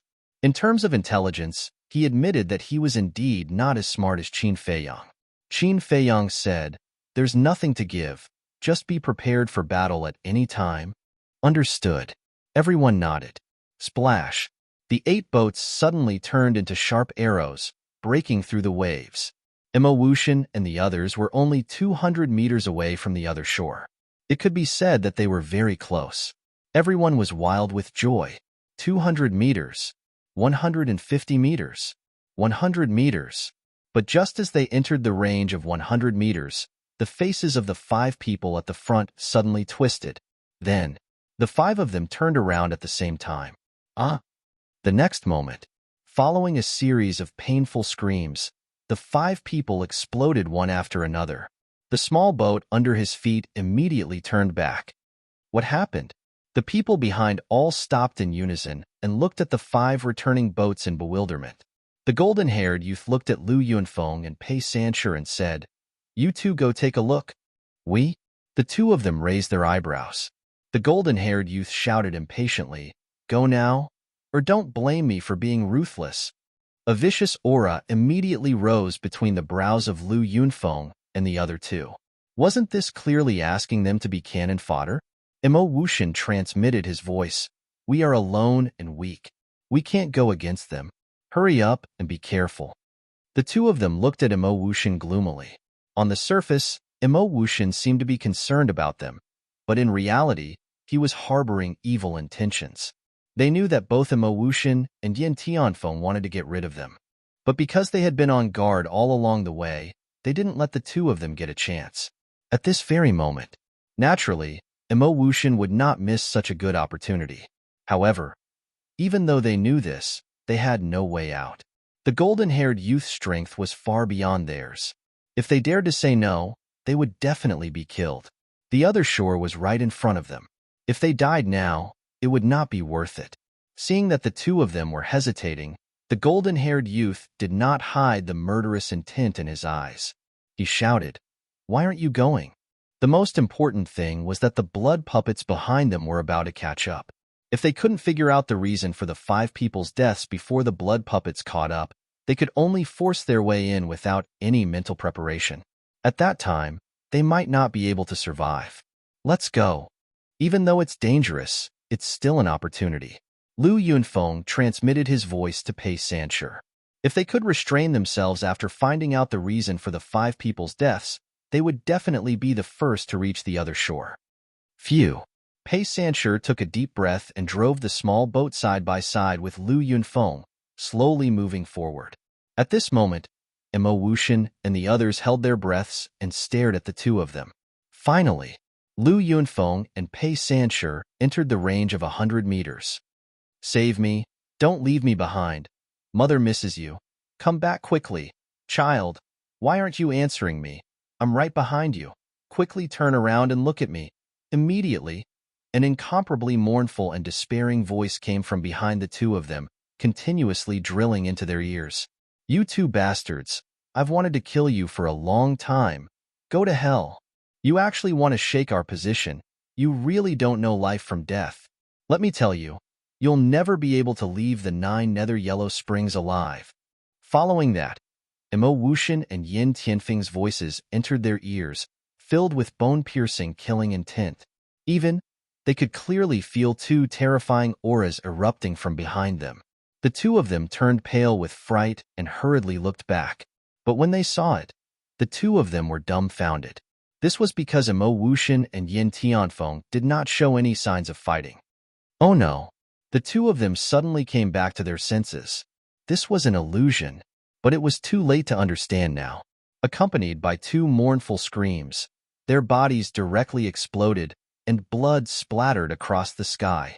Seeing this scene, the golden-haired youth and the others were extremely shocked. Wasn't this death too fast? What was going on? At this moment, in their eyes, the mere 100 meters in front of them was like a forbidden zone of death, and they did not dare to step into it. Roar! At this moment, a series of roars sounded from behind, less than 100 meters away. Needless to say, the blood puppet had caught up.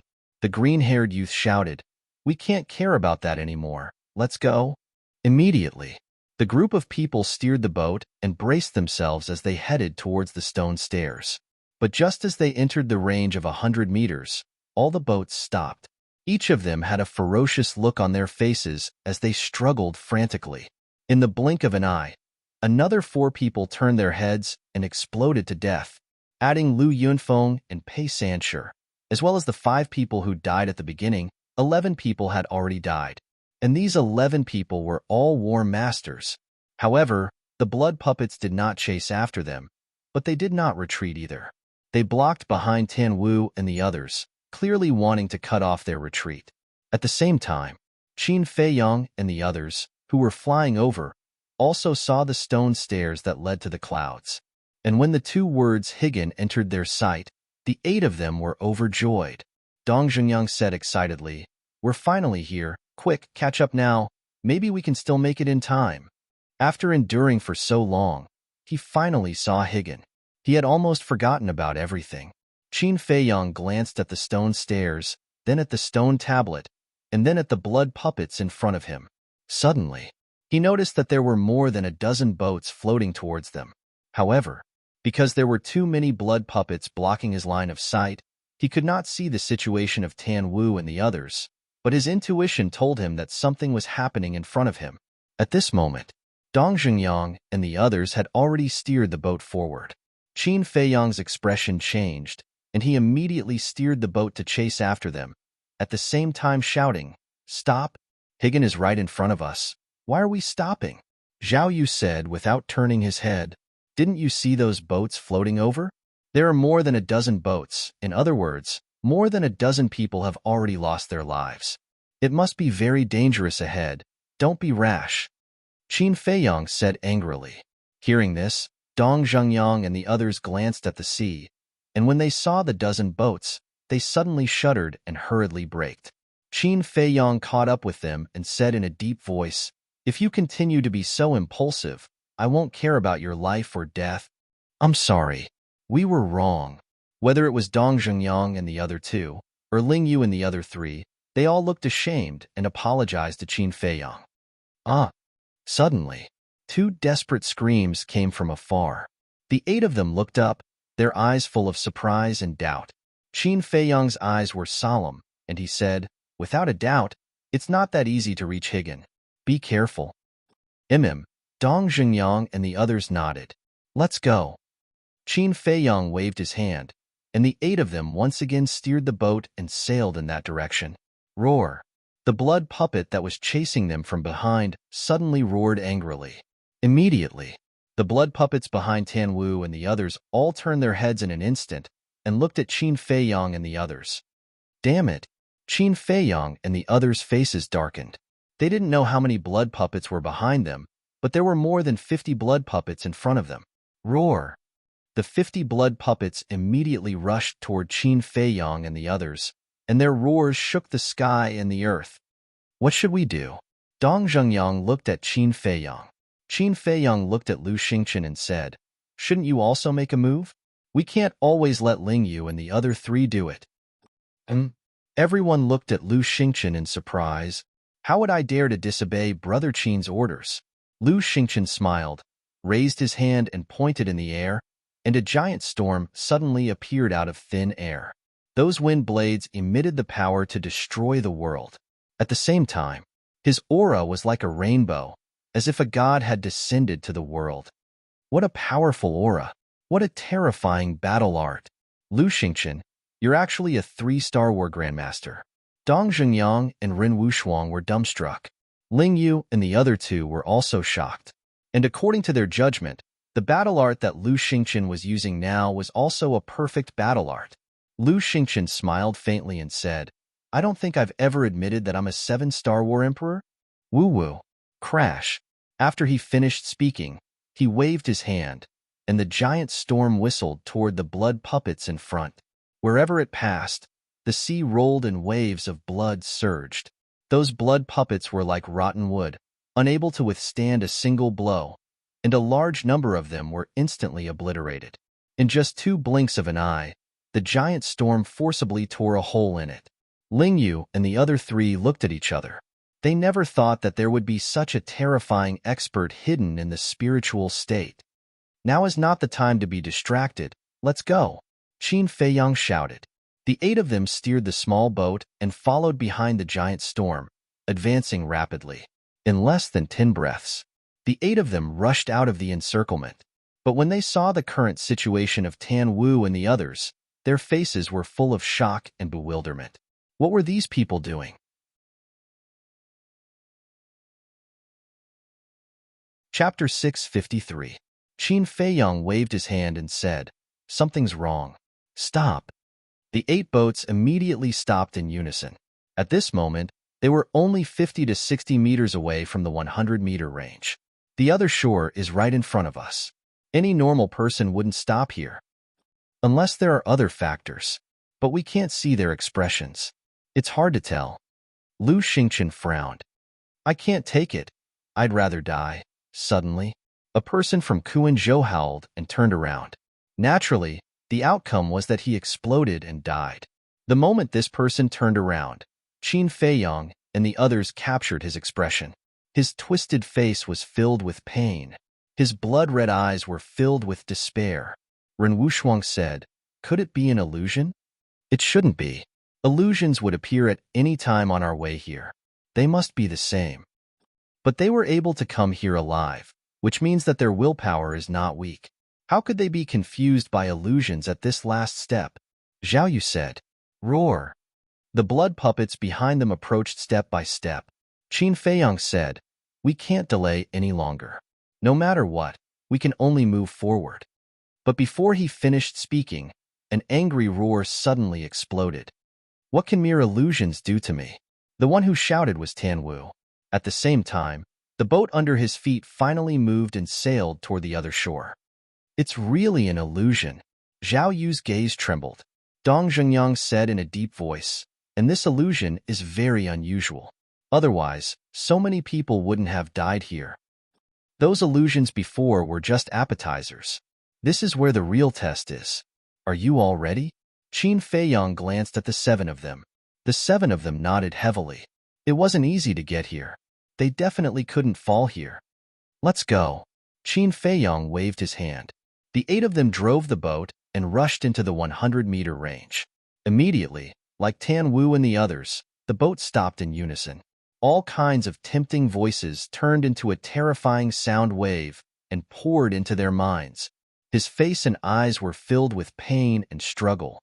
Just as the 8 of them entered the forbidden area, the golden-haired young man and the green-haired young man roared and broke free from the illusion one after another.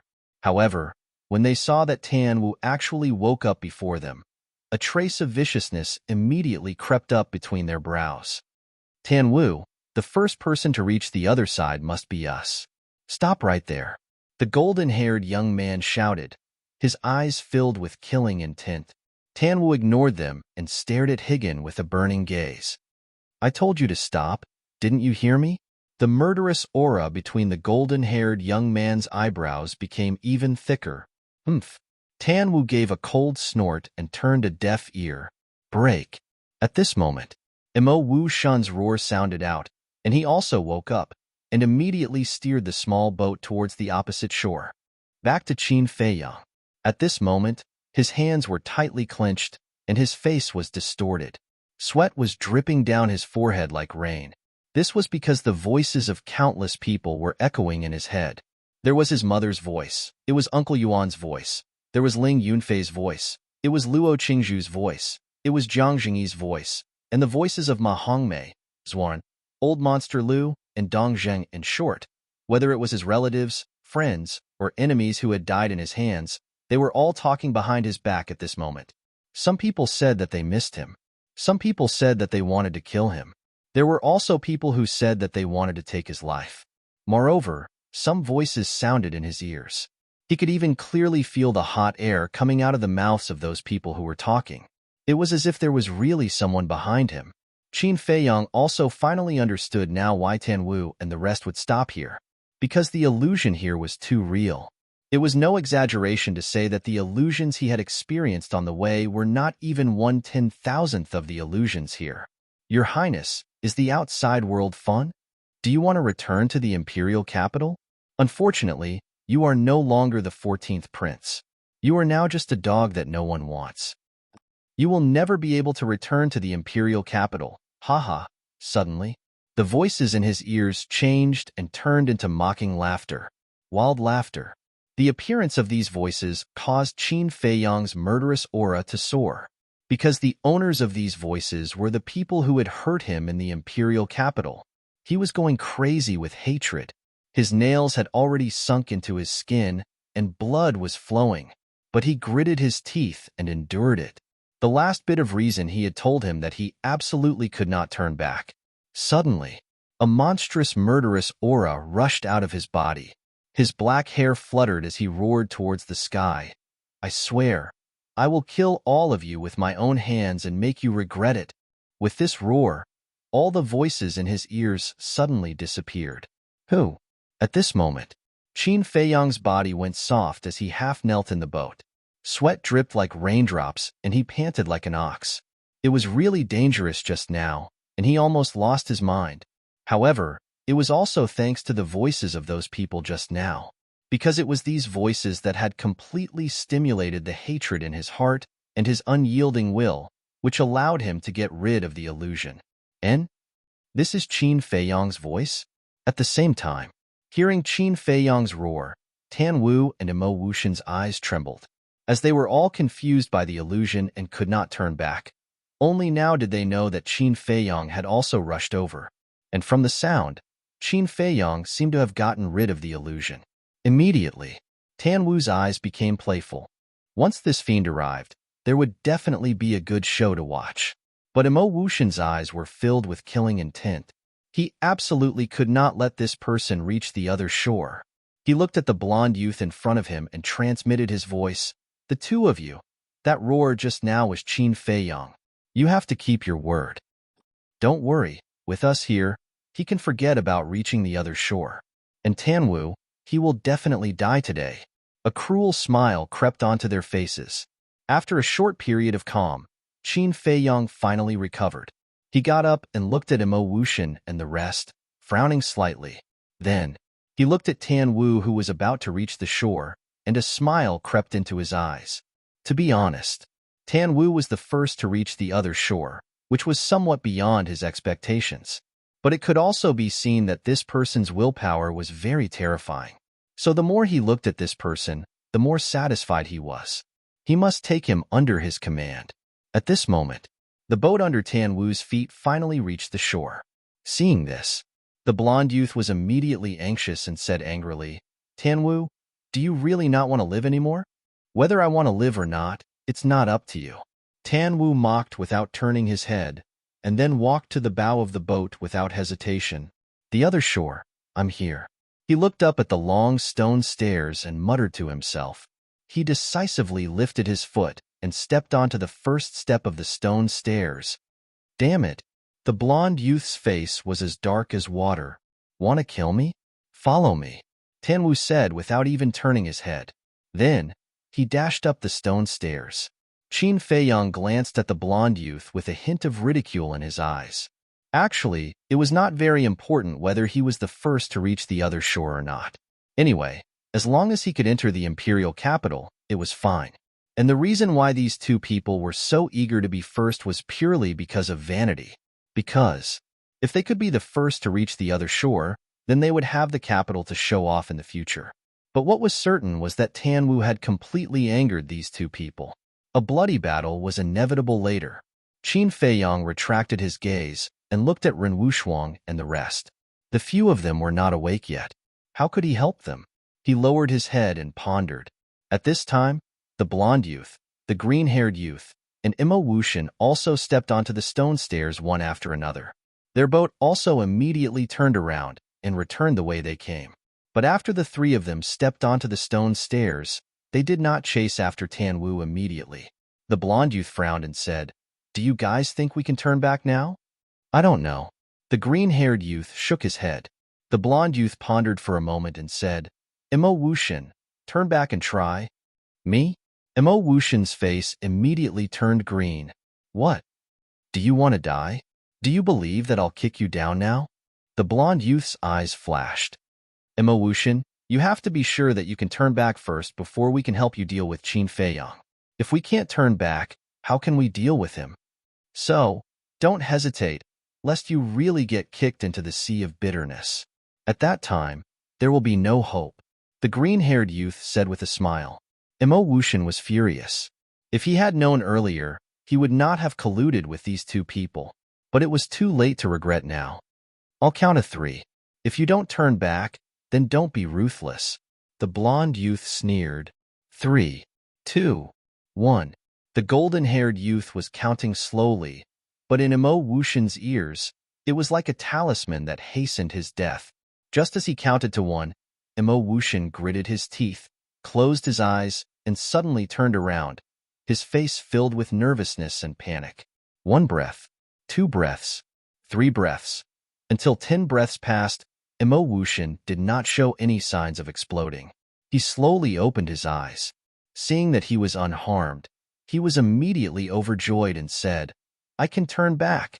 The blonde youth was also overjoyed and immediately turned to look at the sea of bitterness. After more than a month, this is the first time we turn back to enjoy the scenery of the sea of bitterness. The blonde youth laughed. Yes. The green-haired youth nodded, and then asked, Imo Wushin, who is Qin Feiyang? He is. Imo Wushin pointed at Qin Feiyang, who was in deep thought with his head lowered, and a cold light flashed in his eyes. The two looked over and sized up Qin Feiyang for a moment, and a trace of disdain appeared in their eyes. Isn't he just a 1-star battle ancestor? What's the big deal? Killing him is as easy as waving my hand. But isn't he awake? Why hasn't he come up? The blonde youth said with disdain, and then asked suspiciously. Imo Wushan thought for a moment and said, "This person is a very emotional person. He should be trying to help his companions." So childish. The two of them shook their heads mockingly. Imo Wushan glanced at the two of them, and there was a trace of worry in his eyes. The two of them were too arrogant. If they did not quickly get rid of Qin Feiyang, they would definitely suffer a great loss in the end. His eyes flashed slightly, and he laughed. "The two of you. In order to prevent any accidents, why don't we kill him now?" "Good idea. We have already left the Sea of Bitterness and can kill him freely, but his hands and feet are tied on the small boat." The two of them laughed very brightly. Imo Wushan also laughed. "Then what are we waiting for? Let's end his dog life." Boom! Immediately. Chapter 654.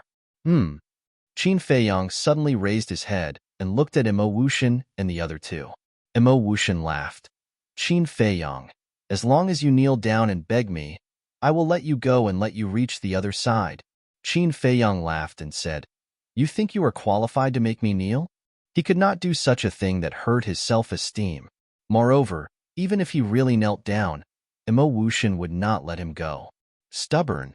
Imo Wushan shook his head, and with a clang, a blood blade appeared above his head, emitting a shocking sharpness. At the same time, the two also raised their arms, battle chi surging at their fingertips, and a terrifying aura spread out. Qin Feiyang looked at the two and frowned. "I have no enmity with you. Why do you want to help Imo Wushan deal with me?" "Yes, there is indeed no enmity between us, but we have always liked to kill geniuses. I heard that you, Qin Feiyang, are not only talented in cultivation, but also in alchemy, so killing you personally will definitely be very satisfying." The two laughed. "Aren't you afraid of going for wool and coming home shorn?" Qin Feiyang's eyes turned cold. These two were not only vain, but also self-righteous. You are now a fish on the chopping board, at our mercy. Do you know that?" The two of them chuckled, their expressions full of disdain. "What about your companions?" Qin Feiyang pointed at Yin Tianfeng and the others. If Imo Wushan and the other two really made a move at this moment, these people would definitely suffer. But just as he finished asking, Qin Feiyang laughed at himself. Back in the Spirit Cloud Mountain, Yin Tianfeng and Pan Wuyan joined forces to kill Imo Wushan, and Imo Wushan had long held a grudge in his heart, so why would he care about Yin Tianfeng's life? Even if he was not here today, Imo Wushan would not let Yin Tianfeng reach the other side. As for the two, although he did not know much about them, from the previous conversation, he could already tell that the two were selfish people. In short, in their eyes, they only cared about themselves, and everyone else was a pawn, cannon fodder. True enough. Hearing what Qin Feiyang said, the three of them all had smiles on their faces. Evidently, they were mocking Qin Feiyang. "You guys are really ruthless." Qin Feiyang shook his head. "Alas, could it be that you understand that those who achieve great things have to be ruthless? For someone as naive and childish as you, no matter how talented you are, it will be difficult for you to achieve great things." The golden-haired young man sighed, feeling rather regretful. Qin Feiyang glanced at the three of them, his eyes filled with disgust. In fact, the reason he said so much nonsense was to stall for time. Because it was just as Imo Wushan and the other two had said, he couldn't move freely on the small boat. Of course, if Imo Wushan was alone, he wouldn't have cared. Even if Imo Wushan was a 2-star battle master now, with his methods, he could easily kill him. However, the auras emitted by the blonde and green-haired youth were comparable to Lu Xingqian. It could be seen that they were both 3-star war masters. 2 3-star war sect teaming up, in addition to Imo Wushan, this was a bit unbearable. However, the most important thing was still Ren Wushuang. He didn't care about Lu Xingqian and Dong Xingyang. He also didn't care about the lives of Ling Yu and the other three. However, he couldn't ignore Ren Wushuang. Ren Wushuang hadn't woken up yet. Once they started fighting, he would definitely suffer. Glancing at Ren Wushuang, Qin Feiyang still wanted to stall for time, but the three of them didn't give him a chance. To be exact, The three of them had seen through his goal. After all, the three of them weren't stupid. Boom! The three great battle arts attacked. This place was instantly filled with surging waves. Qin Feiyong and the other's boat was violently shaking in the bloody waves, as if it could be submerged at any time. What should we do? Qin Feiyong's eyes flickered. Abruptly, he gritted his teeth and activated the battle art. He raised his hand and waved it in the air. An invisible force roared out and pounced towards the three great battle arts. Boom! The invisible force collided with the three great battle arts in the air, and a terrifying destructive wave was suddenly born. Qin Feiyong's body trembled, and he immediately spat out a mouthful of blood. Although he was severely injured, he was able to withstand it with the protection of the battle art. However, the bloody waves on the sea were even more turbulent, reaching a height of more than 10 meters.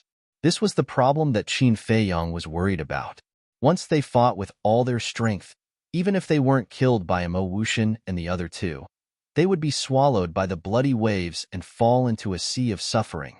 However, Mo Wuxian and the other two didn't have to worry about this, because no matter how high the bloody waves were, they just had to retreat to a higher place on the stone stairs. On the sea, the bloody waves covered the sky and pounced towards Qin Feiyong and the others. If they couldn't think of a way, even the gods wouldn't be able to save them. Suddenly, Qin Feiyong had a plan in his mind. However, this plan was really risky. It could even be said that there was a slim chance of survival. But now, it seemed that there was no other choice but to gamble. Whoosh! Without the slightest hesitation, Qin Feiyong leaped and actually landed on Ren Wushuang's small boat. Seeing this, Mo Wuxian and the other two were stunned. Was this guy crazy? Didn't he know that he was digging his own grave? Because the stone tablet clearly recorded that the boat could only carry one person. If there was one more person, the boat would immediately sink to the bottom of the sea. And this point was immediately confirmed. When Qin Feiyong landed on the boat immediately sank to the bottom of the sea. Moreover, Qin Feiyong's own boat also turned around and floated away. In other words, he had no way out now. He could either find a way to reach the shore or fall into the sea of suffering. The former was obviously impossible, because Mo Wuxian and the other two wouldn't allow him to reach the shore. Moreover, even if the three of them didn't stop him, Qin Feiyong couldn't reach the shore without being able to fly. Therefore, only the latter was left, falling into the sea of suffering. But at this time, Qin Feiyong didn't panic at all. He waved his hand and directly sent Ren Wushuang to the castle. Then, without hesitation, he jumped onto Dong Zhengyang's boat and sent Dong Zhengyang to the castle. Stupid! The blonde youth sneered. In order to save others, he didn't care about his own safety. How stupid! There's no other way. He's such a stupid person. Mo Wuxian shook his head and smiled. But this is good too. We don't have to do anything. He will fall into the sea of suffering himself. The green-haired youth smiled. In the blink of an eye, just as the three of them were talking, Qin Feiyong saved Lu Xingqian and then looked at Zhao Yu and the other three. Since there was no way out, he might as well save them all. He jumped onto the four people's boats and sent them to the castle. After saving the four people, he stopped. The boat under his feet was sinking rapidly. He didn't save Yin Tianfeng and the others because their life and death had nothing to do with him. He looked up at Mo Wuxian and the other two. Mo Wuxian smiled and said, "You are only one step away from reaching the other shore. Are you unwilling now?" "Yes, I can't accept it." Qin Feiyong didn't deny it. Falling into the sea of suffering was a foregone conclusion. He didn't have the slightest confidence that he could escape alive. Maybe, in the end, he would become an emotionless blood puppet. Or maybe, he would be trapped in the castle and never be able to return to the capital and see his mother. I understand. If it were me, I would have gone crazy. But this kind of thing will never happen to me. In your next life, remember to open your eyes. Don't provoke people you can't afford to provoke. Mo Wuxian laughed and looked down at Qin Feiyong with the attitude of a victor. I will remember. Please remember too.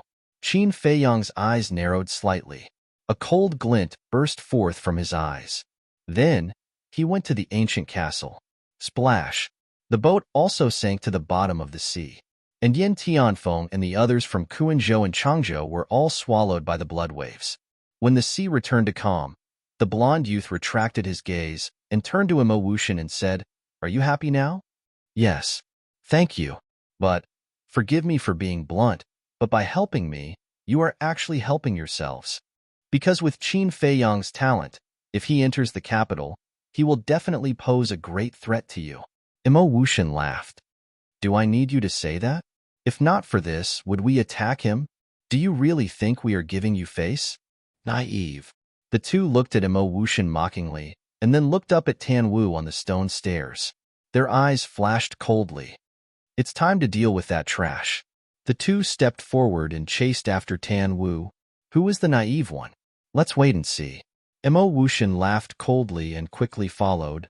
What a pity to die like this. At the same time, Tan Wu also looked down at the sea, his eyes full of regret. If Qin Feiyang did not die, he would definitely become a great person in the future. Unfortunately, he died prematurely. Then, he looked at Imo Wushan and the other two again.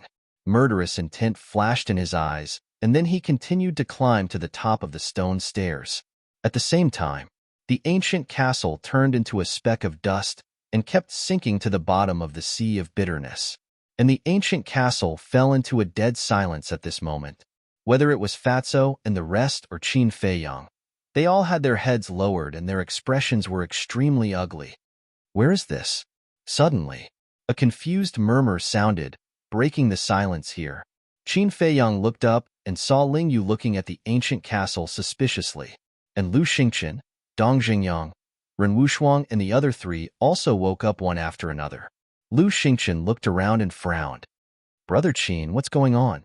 Why are we in your ancient castle?" "Ancient castle?" Ling Yu and the other three were surprised.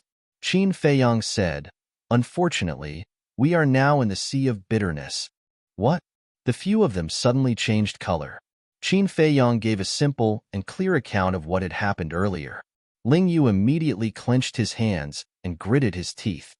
"Those three damn bastards. I will never forgive them. Is there any use in saying tough words now?" Dong Zhengyang glanced at him impatiently and said, "The most important thing now is to think of a way to leave the sea of bitterness." The few of them lowered their heads and frowned, deep in thought. Lu Xingqian glanced at the few of them and said to Qin Feiyang telepathically, "Brother Qin, I haven't paid back the favor I owed you before, and now I owe you another one. When do you think I will be able to pay it back completely?" There was a faint smile on his face, as if he was not very worried about the current situation. "Then don't pay it back," Qin Feiyang said. "How can that be? What I hate the most is to owe others, especially you, Qin Feiyang."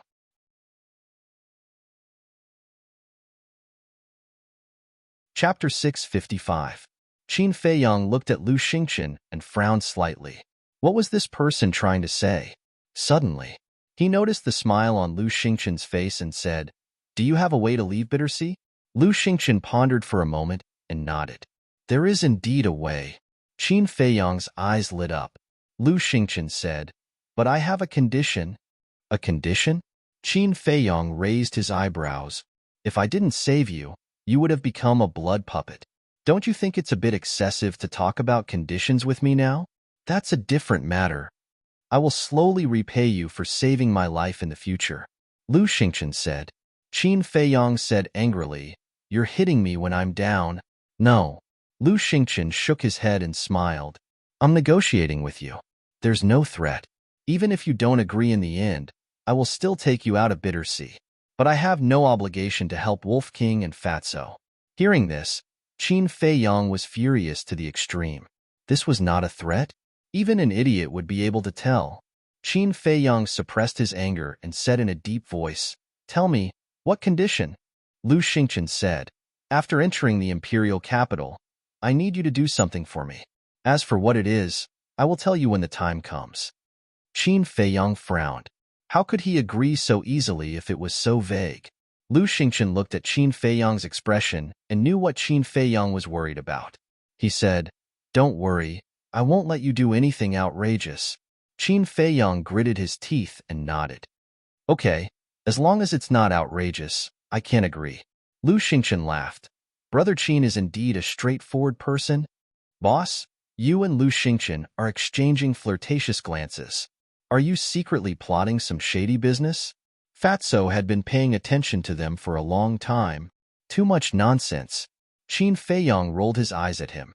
He looked at Lu Xingqian and said, if you continue to dawdle, Mo Wuxian and the others might reach the top. We have to get rid of these three. Lu Xingqian's eyes flashed. With a wave of his hand, a mysterious force immediately enveloped Qin Feiyong. The next moment, Qin Feiyong felt his body lighten as he appeared in an unfamiliar place. He looked around suspiciously. This was a completely sealed secret chamber. It was about 1,000 feet wide, but there was nothing in this vast space. Qin Feiyong asked, could this be your spatial divine object? Yes. Lu Xingqian nodded. Qin Feiyong asked suspiciously, what about the king crocodile? Lu Xingqian said, it's outside the secret chamber. What? Qin Feiyong's eyes trembled. He said in surprise, you mean, your spatial divine object has more than one space? Yes. The space outside is much bigger than this. Lu Xingqian laughed. Qin Feiyong was surprised. Lu Xingqian shook his head and laughed. Don't even think about it. I won't take you there. Why? Qin Feiyong was suspicious. There are some secrets in that space that you can't know. Lu Xingqian smiled mysteriously. Secrets? Qin Feiyong was a little confused.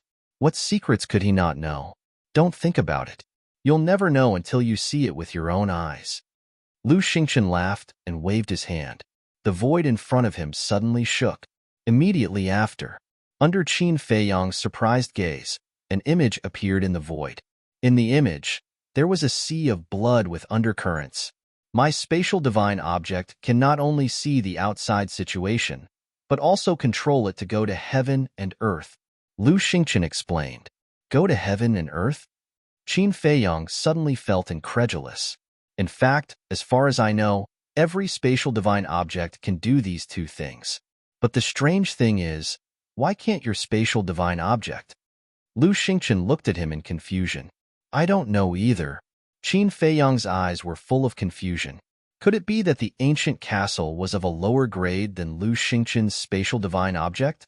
He shook his head, no longer thinking about these boring questions, and said, let's go. Even if the ancient castle was the lowest grade spatial divine object, he would cherish it like his life, because it was left to him by Uncle Yuan. Lu Xingqian immediately controlled the spatial divine object and swept towards the sea.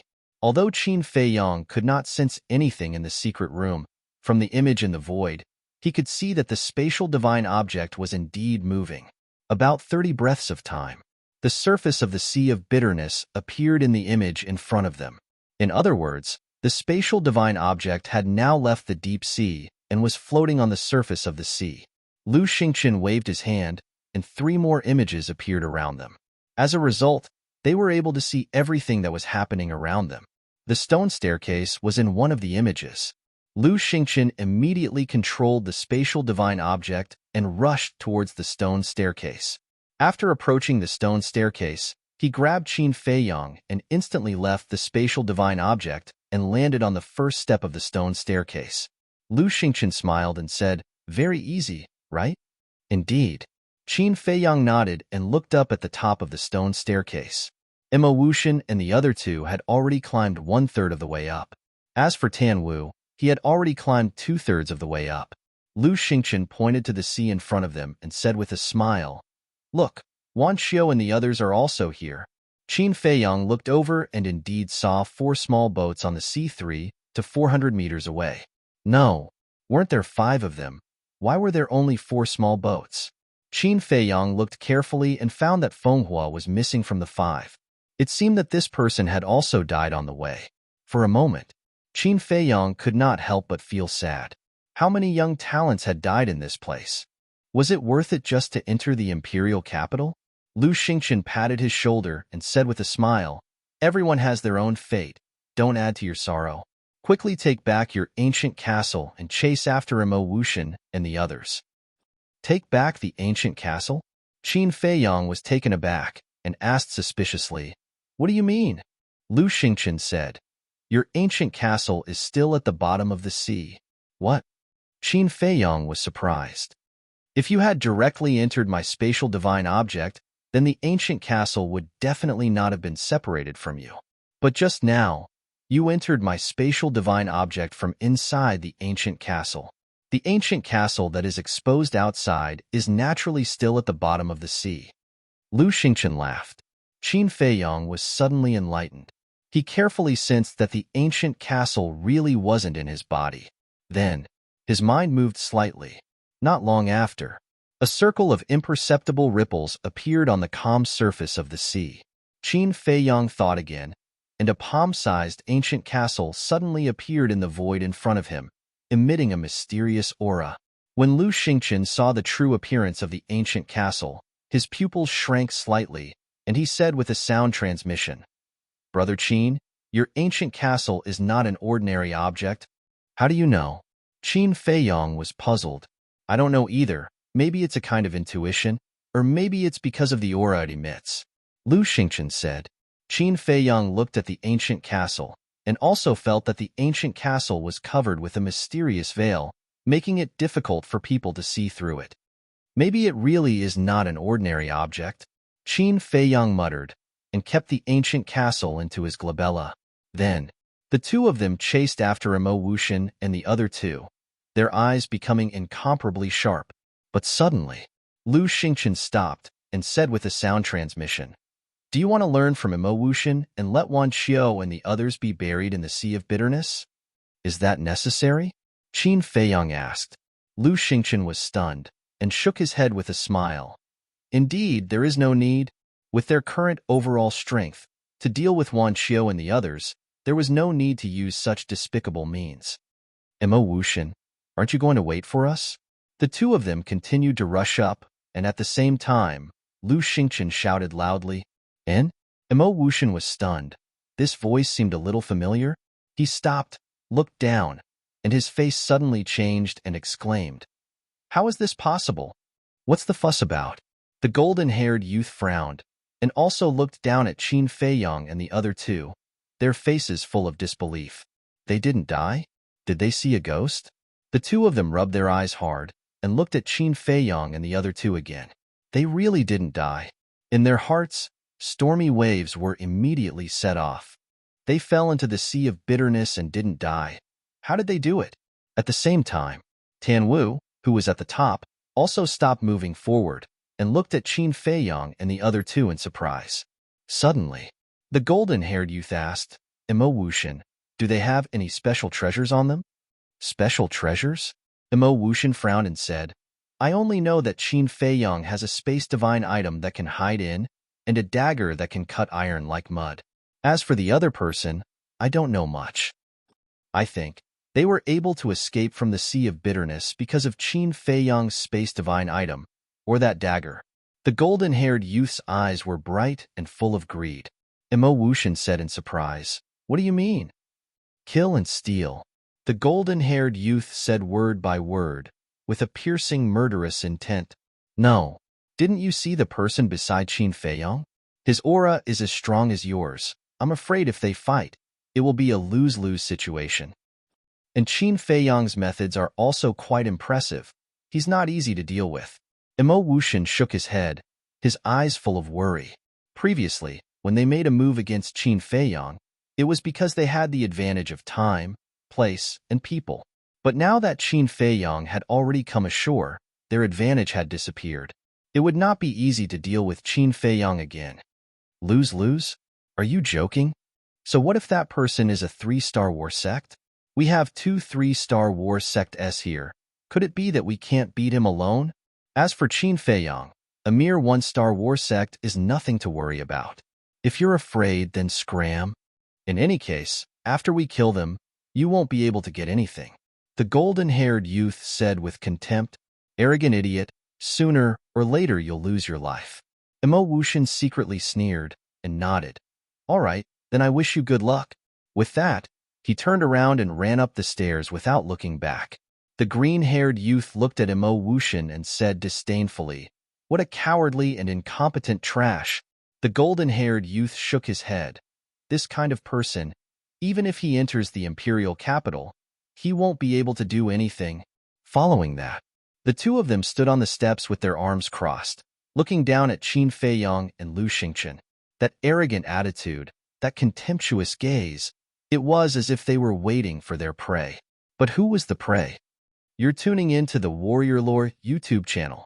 Don't forget to subscribe and join us on this journey to catch the most captivating stories.